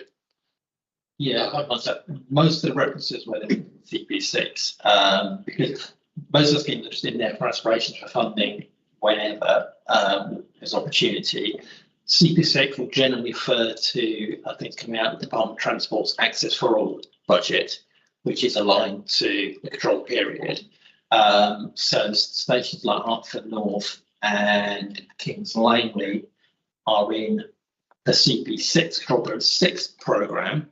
However, we have been told that those schemes won't, certainly Hertford North, won't be delivering in that period, but there's actually no threat to their funding. So Hertford North, for instance, current date is unlikely to start until June or July, potentially later this year, so within control period 7. So it's probably slightly misleading, but that's the way the fund is set up. But we've given assurances that even schemes that approve CP6 under Access for All won't be lost if they're not delivered within that period. So it's Hertford North, Kings Lane, the other 2 primary ones in that programme. Is it possible to get this in future updated to actually the dates that it's anticipated something would be delivered? As I understand it, Mel, correct me, the Hertford North, I think there is nothing in the sort of on the column, second column of dates. I think it does refer to dates. I think that might actually be superseded. But I think looking across, it does say that, what did it say? April 24. April 24. So we have updated to some extent, but also that's actually outdated as well because we've got latest information from Rail about a week or so ago. But hopefully it should be fair. If not, we'll double check to make sure we have the latest dates in there. Yeah, it was just a point of what had changed since last year and what was the were these numbers still accurate, which you've addressed, but it would be great if you could give it more detail next time. Could I also ask, when is it likely we would have an update to the rail strategy? Because that's the baseline which this is worked off. We haven't got any sort of programme date at the moment. We would normally we would follow whenever we release the next local transport plan, or if we feel that there's significant changes in the rail strategy that we can do. So we haven't got one programme at the moment. We will continue to review whether the overall sort of policies and overall direction needs further changing. I think probably at the moment there's a lot of flux in the rail industry, both from expansion of Great British Railways in that process, and some major changes such as High Speed 2, which we haven't sort of seen worked out what that really means. So, we wouldn't want to review the rail strategy until we've got a view what might be happening over the rail industry and how we might respond to that and what we need. So there isn't a date. We will continue to review what the current situation is and whether we need to review our overall sort of policy on Could I propose that for next year, this appendix be reworked to show what has been delivered since the rail strategy and what is delayed and what is still due to be delivered? So there is a clear understanding of what it is, because at the moment it's all mixed in together. And it's a bit difficult to sort of ask questions because the previous dates, it's not clear what the situation is. Thank you. Asif, I'm going to invite you back because you had a question on rail when Trevor wasn't here. So if you want to come back with your question. Yeah, no, thank you. So mine was about the St Albans Abbey, the line between St Albans Abbey and Watford Junction. And are there any plans to invest in that particular line and actually bring that further to life as well? That crosses over quite a few divisions. I think speaking on behalf of Network Rail, the answer is no to that one, isn't it, from previous discussion? Yes, we have, in terms of our capital programme. So I said earlier, our focus is more on the smaller scale scheme access to the stations than we haven't got any proposal for that. Although we noted in Appendix 1, there are aspirations, we'll have if that goes up, and if you feel there are other aspirations that are missed, we're happy to add those in there. And those aspirations are put forward, and I know and the details, but in terms of we work with the Commuter Rail Partnership and managed to get funding through what's known as CSIF, I can't remember what it stands for, but it's a rail industry funding opportunity that we work through the train operating company to get a couple of shells, 2 stations, I think, on the line. So we do look for the aspiration, but in terms of we haven't got schemes that we're looking to fund in our programme at the moment, but we'll know any information from members on ours and make sure that's in the appendix. Say that most of these schemes have been funded through the rail industry itself rather than ourselves. Stephen? Yeah, a number of points, and so I didn't get a chance to raise this because we're out of time at the briefing. Let's close down the briefing meeting. Right, let's start off with the Abbey Line one and the Garston. I raised it last year. It's the lowest mentioned in here on the Garston one about the steep, the footpath approach and station from Garston Lane is also on a steep incline. It is a public footpath owned by HCC, and we've done no work on it. And it is, quite frankly, disgraceful. It's overgrown with vegetation, has poor lighting. I flagged it up last year. Nothing's been done. And it will be applied, well, it's all up to the rail network. It's not, that is our footpath. And I'm disappointed that no action has been taken. The other one, a couple others that really riled me was comments in relation to Chorley Wood and then Croxley. Firstly, on the Chorley Wood station one, it says TRDC has put the car park forward for development. No, Transport for London has put the car park forward for development. TRDC are consulting on the local plan. And for doing it on that, they've also put the car park at Croxley station forward for development, not TRDC. So that should be in both. The other thing is the claim on both Rickmansworth and Croxley about the additional cycles. They were funded and paid for by TRDC, not by Transport for London. I know that because certainly in the case of the Rickmansworth one, when I was in the photo, I had the photographs with the new double-deck cycle bays that were installed by TRDC and paid for by TRDC. And that's exactly the same case, or it's on and case of Croxley. Yes, it is on London Transport land, but they were funded by TRDC's budgets. So can we make sure in future this report is accurate? And I have to say, I do find when the report says, 2020 on some of the things, due to be delivered in 2020 in the case of Berkhamsted, hang on, we're 2024. Someone needs to check this before it goes out.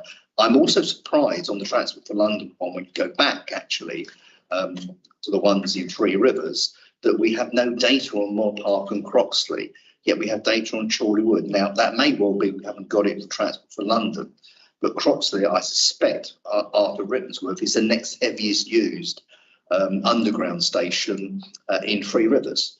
And I'm just surprised we have no data on it. Moore Park, I could understand. So, those are my points on those. But where we have some responsibility, we should be doing some work. I appreciate you're quite right to raise the step-free access issue. It's been an ongoing problem, particularly at Croxley Station and others, where we have to share our facilities with Transport for London. But there's probably not much we can force Transport for London to do outside of the London area, because the elected mayor for London doesn't see the need to do so. There's any votes in it.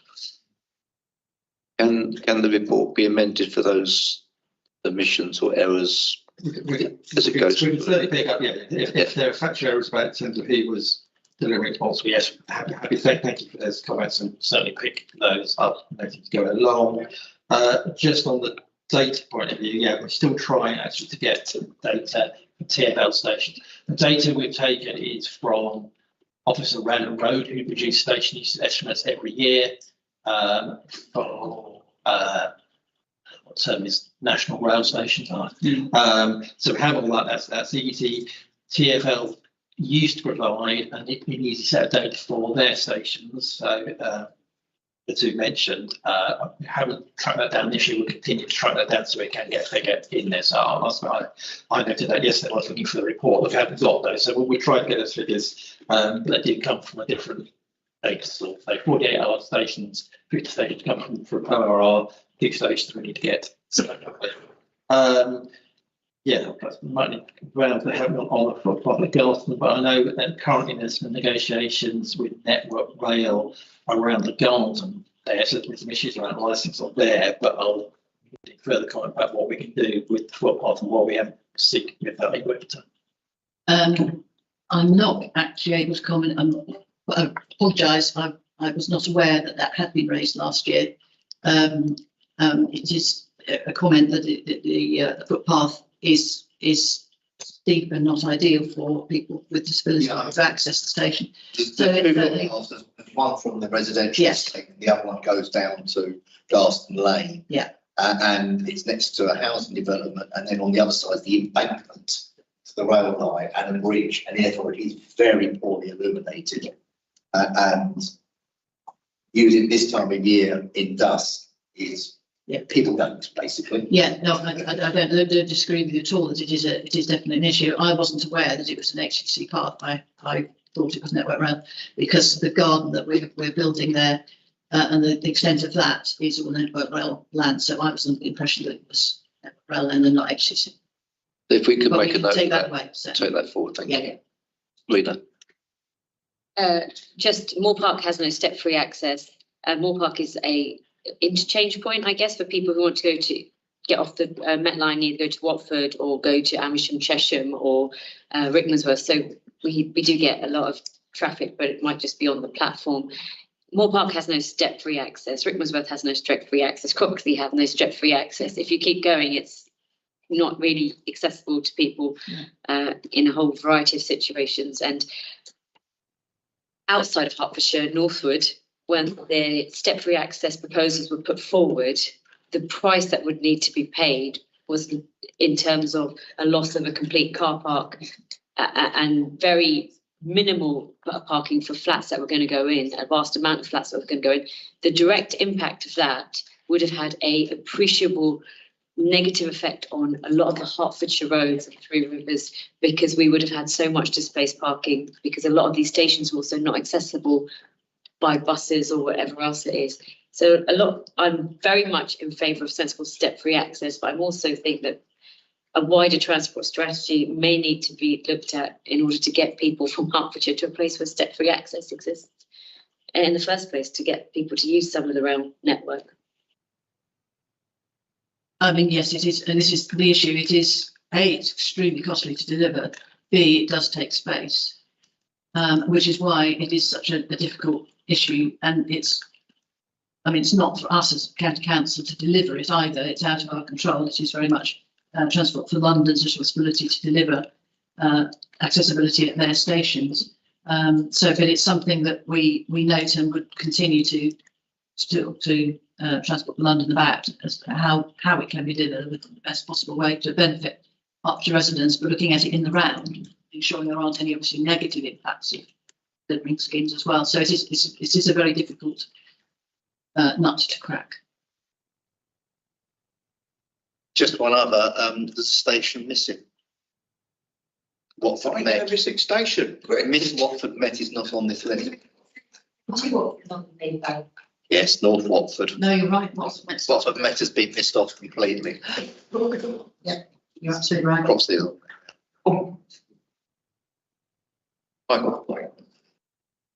Thank you, Chair. In protocol, do you have any dates, months or year, when the lifts are going to be installed at Baldock railway stations? Well, the quick answer is no. We have applied for funding under the next control period for access for all, the next round of access for all funding for Baldock Station. We haven't applied, the rail operator have applied. We wrote a letter of support to that bid. And for whatever reason, the announcement of that funding has been consistently delayed. And we were told, I think the last we were told was spring of 2024, that we would get a decision on which projects would be funded. So we would have to wait. And obviously there is a finite pot and a lot of stations being put forward for that funding. So we just have to wait and see whether or not this time we've been successful, or the rail operator has been successful in their bid for funding for Baldock. Could I ask you to let me know as soon as you know what funding has succeeded? Yes. Thank you very much. Yeah, I'd signed a string of letters in support of this access for all funding, but if the funding is going to be made available, who knows? Can we move to the recommendation then, please? The staff to endorse the updated Appendix 1 to the attached report. Okay. I think it's endorse the update and get it corrected and updated. I think that's as read. Yeah. Agreed. Thank you. Right, we now come to response to a motion on gully drain cleaning and maintenance of grips, which Steve just before, but he's not here. So, but it was just asking for a report. So I've got John. Is he there? Yeah. Oh, right. Sorry. John, do you want to say a few words? I thought Steve was hoping to be here. We were only given very short notice of this, i.e. about an hour ago, that Teresa Baker informed us that it was being discussed. I think our concern is that there seems to be an approach on gully clearing where it's, oh, we missed one, or we couldn't get to it because there was a car parked over it, or we couldn't find it. We'll go back and do it. And then they don't always go back and do it. I had a gully in my division where they claimed they couldn't find it. It was on a rural road. It never had anything parked over it. It was just so covered in mud that you had to get out of your vehicle and scrape the mud away to see it. So I think what we're saying is there needs to be a review of how this is processed, because simply putting in it a Cat 6 means that, yeah, they go out and sort it, but there isn't a long-term plan for when it next gets blocked.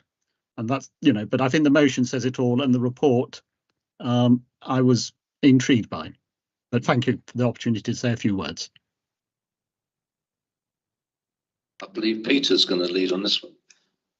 Thank you, Chair, and thank you, John, for your question. And myself and Neil do a bit of a double act on this. Just to put things into perspective, we mentioned in the report that obviously we've had the motion and officers proposed to continue with the current approach, which we've actually set out in the report. Part of that is with regard to drainage activity. We have what we term the Cat 5 routine gully cleaning service.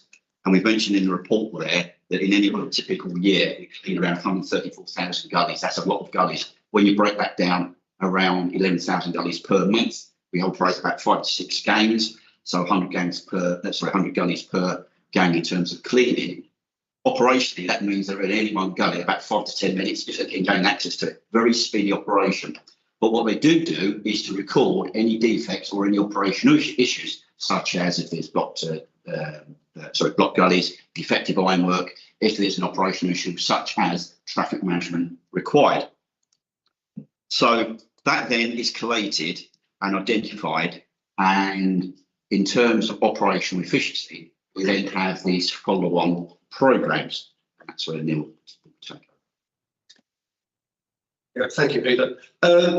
So as Peter's explained, we take every gully as a routine cleanse, whether it's 6, 12, 18, 24, depending on the typical condition of the gully.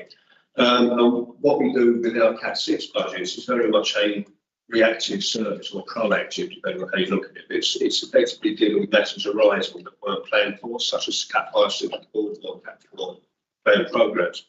So what we started to do with that is to actually use the information that we collate from Peter's side of the service activity, which is the routine. We're trying to attend if we can. If we do successfully, that's fine. If we don't, we start to build a picture of the sort of issues that are out there on the network. Looking at that, we can say, do we need to basically make any extra provision to carry out what should hopefully, fingers crossed, be a routine cleanse? It's all about getting access to the asset. Now, most of the issues are categorised as hard to access, which basically means can we get a unit down? Is it a particularly narrow road, etc.? Do we need to make any special provision to actually carry out routine maintenance? What we've done internally is actually split that down into parked over gullies as a separate activity, because if the vehicle's parked over gully, we see it as a transient obstruction. In other words, depending on the time of the day or whether the parking configuration, it may not be an obstruction, but it could be when the actual units go down to try and cleanse. So our first hit is very much based on where a vehicle's parked over, and they tend to be the railheads, urban locations with this high demand for parking, the residents, etc. And we've hit those from a very pragmatic point of view, so we need to hit as many as we can when we get there. And that, we think, was very successful in the 97% hit rate. It meant that we actually cleansed the gully in a whole section of a road. We didn't just hit the ones that Peter started the operation couldn't get to. Once we got into that road, we managed to get most of the vehicles cleared, and the local population were very good in complying with our request, not to park on a particular day. And we actually managed to go in and actually get the whole section of gullies.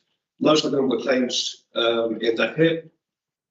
If there were any issues that arose, it was a very small amount. They would be block gully or the list removal. So we had that as a follow-up activity, and we've identified a few extra gullies. So I think it's referred to about once about some places. We've actually found those as well. They make sure they get added to the inventory if not being attended properly. So the follow-up activity now, which is actually taking place as we speak, is to do with the physical constraints type approach, where the units can't typically get down a road. It could be narrow, there could be parked vehicles, or it could just be because of the configuration. So we've taken the same approach. We've looked at that. We saw network management approval, traffic regulation orders go in place. The roads are closed off, or the sections are closed off with the necessary diversions where necessary. It enables the contractors to go in, hit those gullies, and then come back with the same type of information. So that I anticipate, fingers and toes crossed, that that's going to be just as successful as the gullies activities. So that's where the Cat 6 in-year approach very much supports the cyclical planned Cat 5 approach, which is led by the intelligence and the actual silt levels and the actual necessity for going on a 6, 12, 18th, depending on whether it's a vulnerable location or not. It is quite topical because we've also been discussing in the background about other drainage assets that aren't on the cyclical regime, such as feeding blocks, for example, or echo drains, which aren't normally hit on the cyclical regime, but nevertheless, we can pick those up and support the Cat 5 approach with the Cat 6 reactive. And it's hopes going forward that once we've done more and more of these tranches, that will then inform potentially at least a review of how do we approach our cyclical regime. Do we identify the ones that we know are going to be challenging earlier in the programme, so we can perhaps draw them out and say we need to make extra provision for these. There's no point in saying that we'll go in and we'll actually do the traffic management approach and work with the local community. So that's very much what we see. Budgets allowing, we would like to see going forward. Thank you. Questions, comments? Michael. Thank you. Being local again, I have a road in Baldock that goes down a slight incline. At the bottom of that incline is an elderly person's residence. There's 2 drains on that hill, slight incline down, and cars are always parked there every working day. So would you look at those outside working hours or on a Saturday or Sunday? Yes, I believe that's one of the things we're already looking at, because there's, where I live, there's an industrial estate. If you go down there during the day, there's cars everywhere. But if you can go for a walk in the evening or at the weekends, you can see where all the gullies are. So it's definitely about timing your attendance. So I think under Peter's regime, there's 3 attendances required contractually. Of course, depending on when they manage to get out there, you could end up with the same problem. I would say that that very much feeds what our approach and sort of iterative process regarding the cyclical regime will be. And I see the Cat 6 works and very much supporting you into that, whether anything comes out. Of course, it depends on what comes out of our one to a certain extent. But we do, I keep mentioning Cat 6, we can do site-specific issues. So, for example, if we goes seeing some stuff in the picture where those particular issues are manifesting themselves. But we actually will go in and look at any specific location if an issue presents itself to us. We think there's a localised issue to be addressed here. So we can pick it up outside of the trial work or outside of Peter's. There's the Cat 5 cyclical regime, so we got all means that. Well, in Superston Drive before Could you email him with your details, please, Michael? Thank you.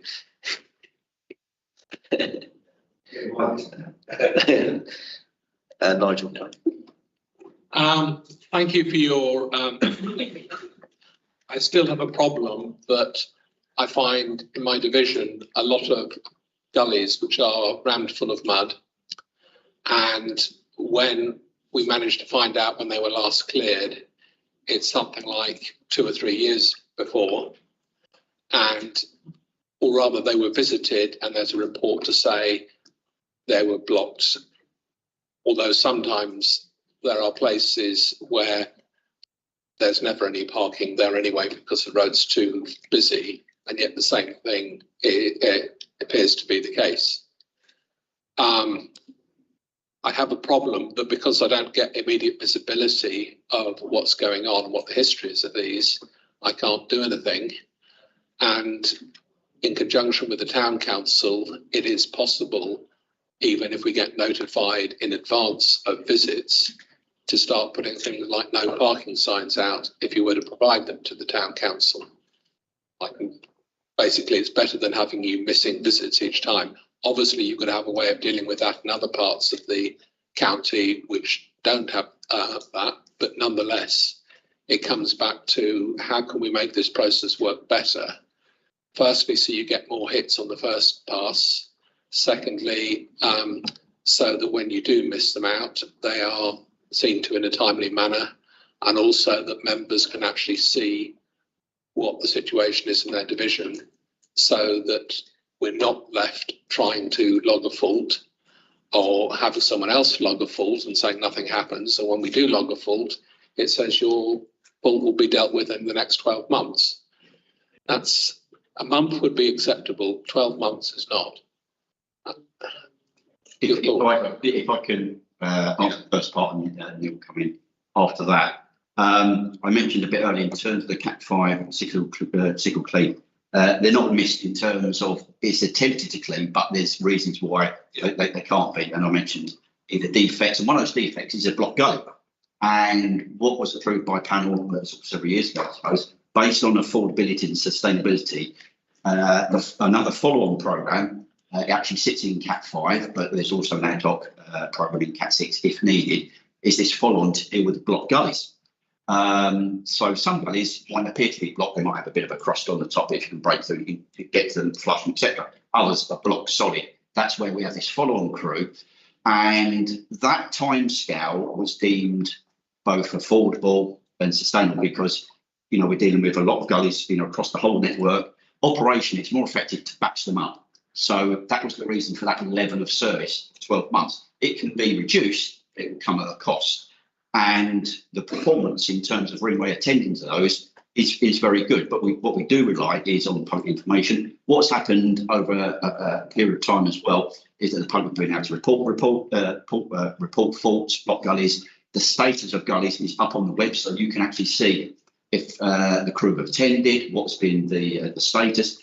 Have they recorded a block gully? So you know it's been in the 12-month regime. But for members, you've also got some other options. You've got links and contacts with both HCC officers and Ringway district service agents. And you're probably aware as well in terms of in the Cat 2, we operate a live drainage register. So in your patch, you'll be informed of the intelligence. That's where if you wish to accelerate and fund, let's say you may wish to get in a larger vehicle. It's larger than a gun can. It's called a factor unit, more powerful suction power, etc.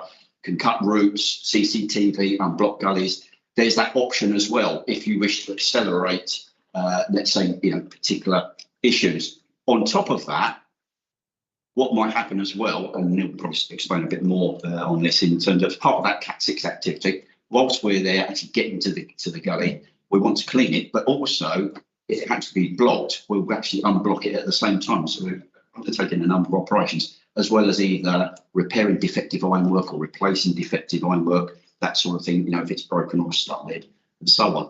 Also, going back through the minutes of the previous meeting, I think back in November, I was reading through there and there was an action on us to actually liaise with yourself in the first instance, picking up on your timely suggestion with regard to how can we improve the process. So what I've asked is that starting off in your area as a trial, to have the point of contact for the town council so that we can provide that to Ringway. We'll obviously provide an appropriate letter just that they can actually deliver the day before the activity. The activity is subject to operational issues. We get plant breakdowns, sometimes vehicles are stuck in traffic. So one part of it is actually communicating that to the residents. Residents generally are very good. They will remove their vehicles. It's normally the commuters that probably don't care too much. And on occasion, normally under a road closure, I think Neil mentioned, we have deployed this lift and shift vehicle as well, only if we need to. So that's a good suggestion that we can trial that in terms of, obviously, because town council, town wardens, they know the streets, and obviously we build up some intelligence with the borough district, because if we can't get in to clean the gullies, they can't get in to clean the channels and so on. So we want to trial that for the letter, but also what's quite key is because of the speed of operation and the operational issues, is that to have that almost real-time communication between our contractor and the town council or wardens, so that it's almost like a just-in-time communication. Okay, they can see on the internet. So, for example, you can look at it now on the programme, those gullies in Burgh Council are going to be cleaned between July and September of this year. If you want a bit more information close to the time, so that's critical in terms of when to communicate to the residents, because it is frustrating if we say, oh, we're going to come in tomorrow, we don't turn up for those reasons that I've mentioned. But as it gets closer, things are locked down. It becomes more sure that we will be there. So that speed of communication, the time of communication will be quite critical. So that's what we want to trial and see how that rolls out, and then feedback as well. So that's another measure that we can deploy. Okay, I will follow up on that with you. But I think, we do need to find ways of improving this process within the county more generally. It's interesting because I raised a similar issue with Stevenage Borough Council because they're not sweeping roads to try to where there's cars parked. And I suggested they forewarn residents and get people not to park on there. They saw it as a real big problem. So I'm not so sure how successful that be, but we'll try. It would be a good idea if we all could use our contacts in other councils to facilitate a more joined up process. For that, Steve. Yeah, well, because I've raised it before, in the case of what we do have, that process has been in place for over a decade now. And we have a deep clean, and I pay top slice 5,000 off my HLB to have a deep clean of half a dozen roads every year in my division, which means all the parked vehicles are removed, all the detritus are removed, the drains are uncleared, and minor potholes that are under the cars, heavily parked, controlled parking zones, are filled in. It works very successfully. And I think in conjunction, obviously, with Watford Borough and Veolia and obviously County. I've probably more than a decade, actually, probably 15 years. I've often said in that sort of thing that actually if we could mirror that and roll it out, particularly in urban areas elsewhere, we'd solve a number of these issues and problems. Not immediately, because it's a rolling programme. I suppose related to this is clearly you can see it elsewhere in other areas. They've changed the gully covers to prevent them filling up with detritus, getting blocked, particularly with horizons and leaves. Now, I think you were referring to still using, I haven't noticed, I do obviously report them, but I haven't noticed that we're still using to change additional metal covers, alcoves, that phrase of them. It's a different type of drainage system. In terms of a traditional roadside gully, they tend to be where you'll get the slats across the, yes. and they get and there are other types of gullies that have cross slats, so it means that it will be more of a barrier for detritus to get into. Yeah. What the manuals just showed is a completely different drainage system. We refer to them in the industry as sort of linear slots, ACO drains, or bean blocks. Because I mean, and I obviously report that I'll check when they were last done, and then it obviously also says the date when you're next due to visit, and then actually when the next due to visit was 2 months ago, I then obviously escalate the matter. I say, well, actually, you haven't done it, but that's neither here nor there. So where we have problem gullies, are we looking? I appreciate it must be a rolling program. You're not going to do it all immediately, of replacing those covers, on the layman's term, with something that's more robust, because it's not just a rural road you get them fill up with mud. It will be an urban road as well, maybe bottom of the hill, as Michael has said, because stuff is rolling down the hill all the time, and we've got more frequent rainfall and the stuff. So that's part of it. Equally, when we're looking at gullies, and this is what about footway gullies? Is that still part of this programme, or do you have a separate programme of that? So, for instance, in the urban areas of Watford, in particular, there are a number of footway gullies where even the footway's been extended and you've got a dip in the centre of the footway and you've got a gully in the centre of it. They're near impossible to report because they don't seem to be on the asset management, for starters. So you have to take a photograph of it, say what it is, and then trying to get them cleaned is near impossible because obviously they're a different type of gully. They tend to be much narrower grates, so you can't use a vector unit, I suspect. And that, of course, in my view, to some extent, you can put up with a little bit of road ponding round the block gully because it's a road, fine. If it's a footway, it's a much bigger problem in terms of our sustainability agenda. Finally, on this point, when the crew's gone out, found the block gully and actually cleaned it out, but found the area around the gully, as I call it, has completely failed, do they then report it, or is it, as I have found, it's left to the local member to report it and say, actually, you need to resurface all this area because what's going to happen is going to get blocked again with all the failing concrete and tarmac that's around it. It may not be a Cat 1 fault because it's not deep enough, because it's on the road. So you go around this cycle, you've done one job, a couple of weeks or months down the line, it's failed again because of the truck, stuff. It just won't drain water in the way it is. So I'm looking for something that's more joined up. If going someone out and there's something's been spotted, actually, they can't do the tarmacking around it, can't replace the cover because it's uneven, therefore not draining properly. Because it's uneven, it's letting all the rubbish in down one side. And I've got one. And actually the final one, I actually got a photograph and I have sent it to James Jameson, who's a very good licensing officer. Someone's put in the plastic crossovers over a gully. Would you believe it? And guess what? No doubt it'll flood when it rains. You just can't put some of these things up till you find. So a lot of things I've thrown at both of you. Yeah, I can pick up most of that, I think. in terms of site-specific issues, I mean, bearing in mind that the processes that we've described so far, more or less, are to do with cyclical regimes. Can we go in? Can we hit something? Can we maintain the assets, make sure it functions as it's designed to do? But within the Cat 6 arena, and to a smaller extent in the Cat 2, that would be contracted directed works, they should be picking up all other sorts of defects out on the highway network. Now, the reporting system for the cyclical regime does capture all level of failure, such as need TM, hard to access, block connection, etc. And that's, although where I've come in is a bit of an embryonic process at the moment, we just started to pick up the trial work. We did a couple of years ago pick up on block connections. So we had about 800 block connections identified. Paid for that as a trans work. I think about 500 of them were cleared at the time, and then there was local repair needed, and that was progressed as a routine Cat 6 localised job. In terms of some of the other drainage assets, like ACO drains, I mean, they are a bit of a bane in terms of maintenance. Historically, there may have been very good reasons for them to go in. There may not be any depth for traditional drainage systems to be installed, for example. Riparian drainage that comes off some of the older areas when they come down from the road straight into the highway, for example. It's another example where you can get a blockage. The style of the drainage design is not ideal. We will pick that up as a bespoke Cat 6 job.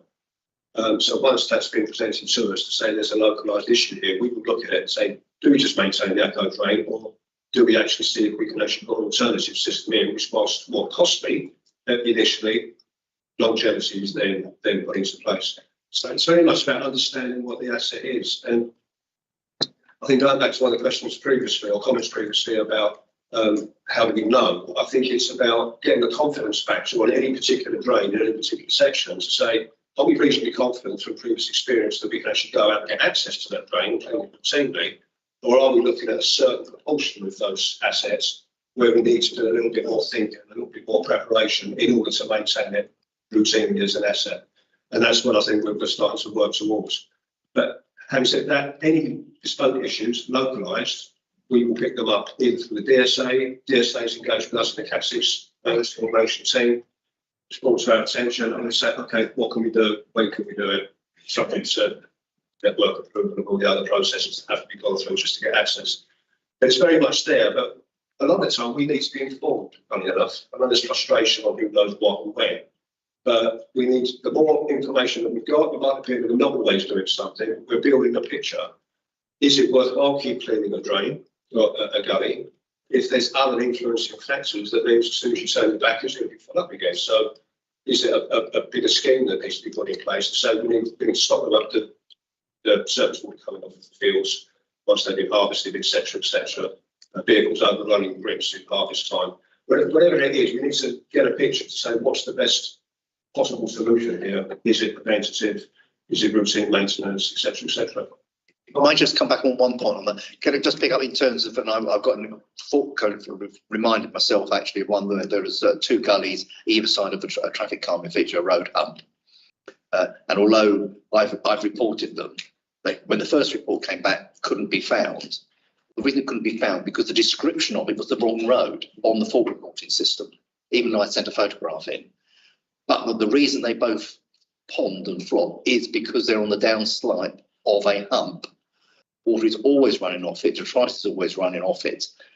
But so probably in hindsight, the hump shouldn't have been put where it was, or the drainage should have been done when it was done 20 years ago for the hump. You don't put them in anymore. So, but we're never going to solve that problem. It's always going to pond there. And I don't know what the solution is, apart from you having to go out every year and unblock it. And if that's ultimately what needs to be done, then we must make sure that the highway is functioning. That's what we will do. But with all the different processes combined, and often different approaches taken, the number of times that happens and the number of sites will be minimised to that that's necessary. At the end of the day, we're not going to solve everything. A lot of the drainage is historical, designed for a particular purpose. They get overwhelmed. Is there a problem with the system, or is it just too much rain over a short period of time? They're the sort of things that we need to start building pictures up so we can address. Do we typically maintain a drainage asset that never presents as an issue? Could we be looking at saying, do we do that on a reactive basis because we can focus more money here? They're just different ways of going forward. But sure, that's something that we quite happy to report we are working. And just to add to that, in terms of of course, in some solutions may work in one location, but in another, you might have noticed that in some road humps, there's not the traditional road gully. There's what's called a bypass curb. It's actually integral to the channel, to the curb as such. Some work, some might get blocked up quite easily, and then they become redundant and so on. So there's a mixture there. But we certainly are aware of good collaboration we have in Watford, because it's connected to the parking agency arrangement, where both borough and district and ourselves share the intelligence about the heavy pass routes and so on. And we have over recent years improved the coordination of activity between the boroughs and the districts and their respective street cleansing contractors, and obviously our term contractors. One in terms of coordination of activity, and it has been scaled up. And I think last financial year that operated at least in 9 out of the 10 boroughs and districts. I think pretty well in Watford, because in Watford it's been going for a lot longer. And what is quite key is the communication links between the respective contractors and their supervisors, because when it works, and it's keeping each other informed because of the issues that I've mentioned earlier, not just for the gully cleaning, coordinating the gullies and the channel sweeping, but also where we have grass cutting and litter picking and so on. So again, it's where the synergies work and we can try and coordinate activity, then that has certainly been an improvement. So there has been some improvement in terms of joining up, and also what isn't apparent in the background is the joining up between the respective teams and the categories of work. And then it's a matter of prioritising that intelligence and feeding it through the various programmes, and to give the assurance that those sorts of things are picked up. Sometimes they may not all be able to be done in the timescale that we would like, but it will go onto a programme.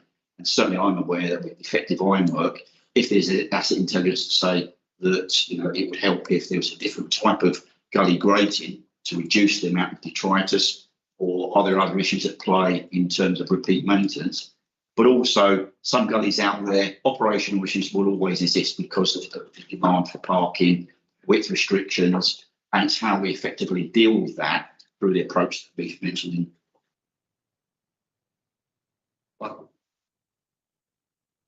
Thank you.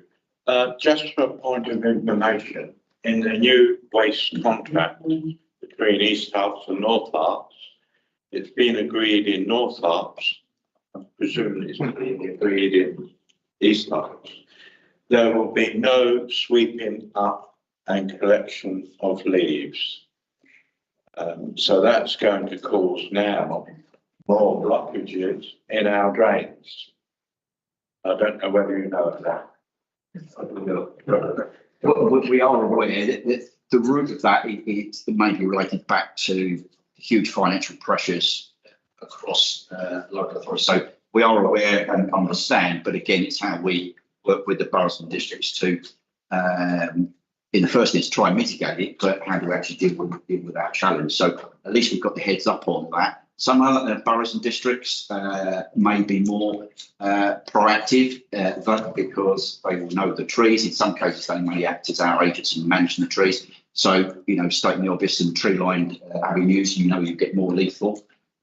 So again, in some areas, there's good coordination and collaboration. In other areas, there's more room for improvement. And that's one of the sort of common agenda items about these other bits and pieces in terms of borough district operations. It's primarily the Street Cleansing Authority and our operations. How can we better join that up to mitigate those sorts of aspects? Hey, thank you. I just want to just a simple explanation on the rural roads, such as I have in Bricket Wood, such as Drop Lane, which seems to be completely forgotten about in all of this, and where we have lots of roadworks, some good stuff, some bad stuff, which redirects traffic all round our country lanes, which affects the roads, which affects the drains. And recent storms over the last few months have completely blocked up and clogged up that road. Now, it has been reported most certainly by the residents that live on that road, who have spent a considerable amount of beginning of January up to their ankles in water and sweeping out and it all coming back in again. I've reported it, members' inquiry line. The good news was I was told 4th of January, Life would be out to sort it. The bad news was that I was thinking, yes, it's done. Resident comes back, nothing's been done, it's worse, Stella. It's there. I then send another email to say what's happened. Nothing was ever planned for the 4th of January, but I've got an email that says that it was, and it goes on.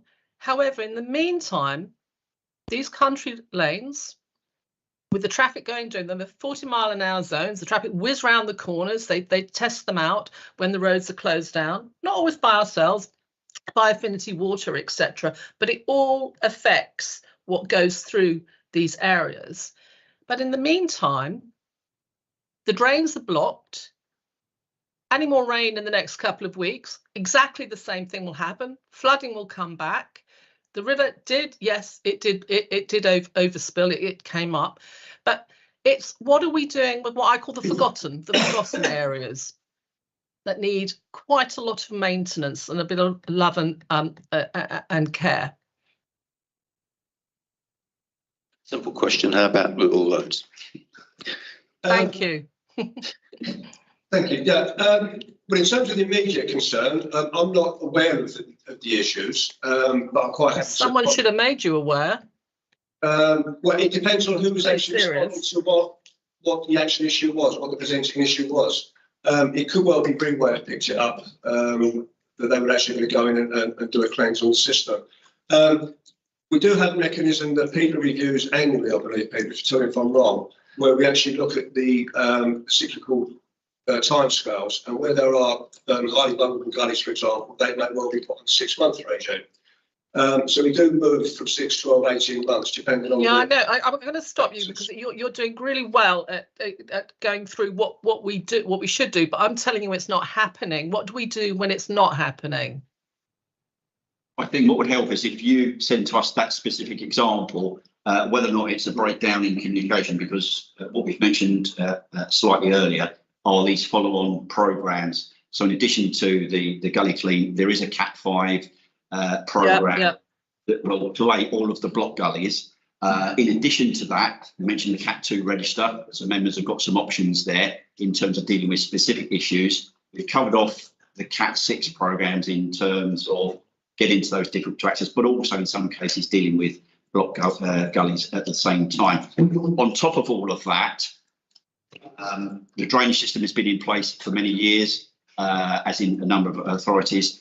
And going back to what was mentioned a bit earlier on the agenda about climate change, the infrastructure will get overwhelmed at times. But as I say, if you send that through, then we can then liaise with the contractor, because obviously if they've made a commitment, then that should be adhered to. So if you send that through, then we can then chase that up on your behalf. Yeah, I will send that through, and I think you've made a great point that that the climate change changed things. So we need to address the fact that the climate change in some rural areas is going to affect more than in some urban areas where it was never designed in the first place to accept this, or never enough was put there for this. But thank you, and I will thank you very much. Thank you, Chair. Thank you. Got no more hands up. Can we move to the recommendations, please? I've just been asked to correct things. There is still street cleaning of leaves in North Herts. You said there was no street cleaning of the street leaves in North Herts. In the new contract? No, it is. I heard today starts in North Herts. That's no, 2025. From 2025. New contract going forward. Additional leaf clearance. We can clarify that. Well, no need to, obviously need to clarify that, but that's what I heard anyway. Yeah, can we move to the recommendations, please? Note the content of the report, and in response to the motion, officers propose continuing with the current approach as reported and noted by the Highways and Transport Cabinet Panel at its meeting 2nd November 23, as described below. When gullies that cannot be cleaned through the cyclical cleanse regime are considered for works to other programmes and the maintenance of grips continues to bespoke action. I quite like the idea of further liaison with districts to see if we can work together on that one. Can we vote on that one, please? No. Thank you. There's no other part one business. There's no part two closed business. So I didn't expect to be finished at 12:15. Thank you. There was an item on the first minutes of the last further report in relation to drainage, which I know that certain person, Chris, is dying to bring forward. When I raised it before about subways, any idea when that might be useful? Yeah, is it okay for me to respond to that one? Yeah. Yeah, so the plan for that is to bring a report forward. So basically it will be an update report on the extra money that we spent over the last year. And we're hoping to have that probably towards the end of Q1 of the new financial year. And yes, you very clearly asked us to include information on subways and we've taken that on board and we'll do so. Thank you. Cool. The Metropolitan Railway Train Station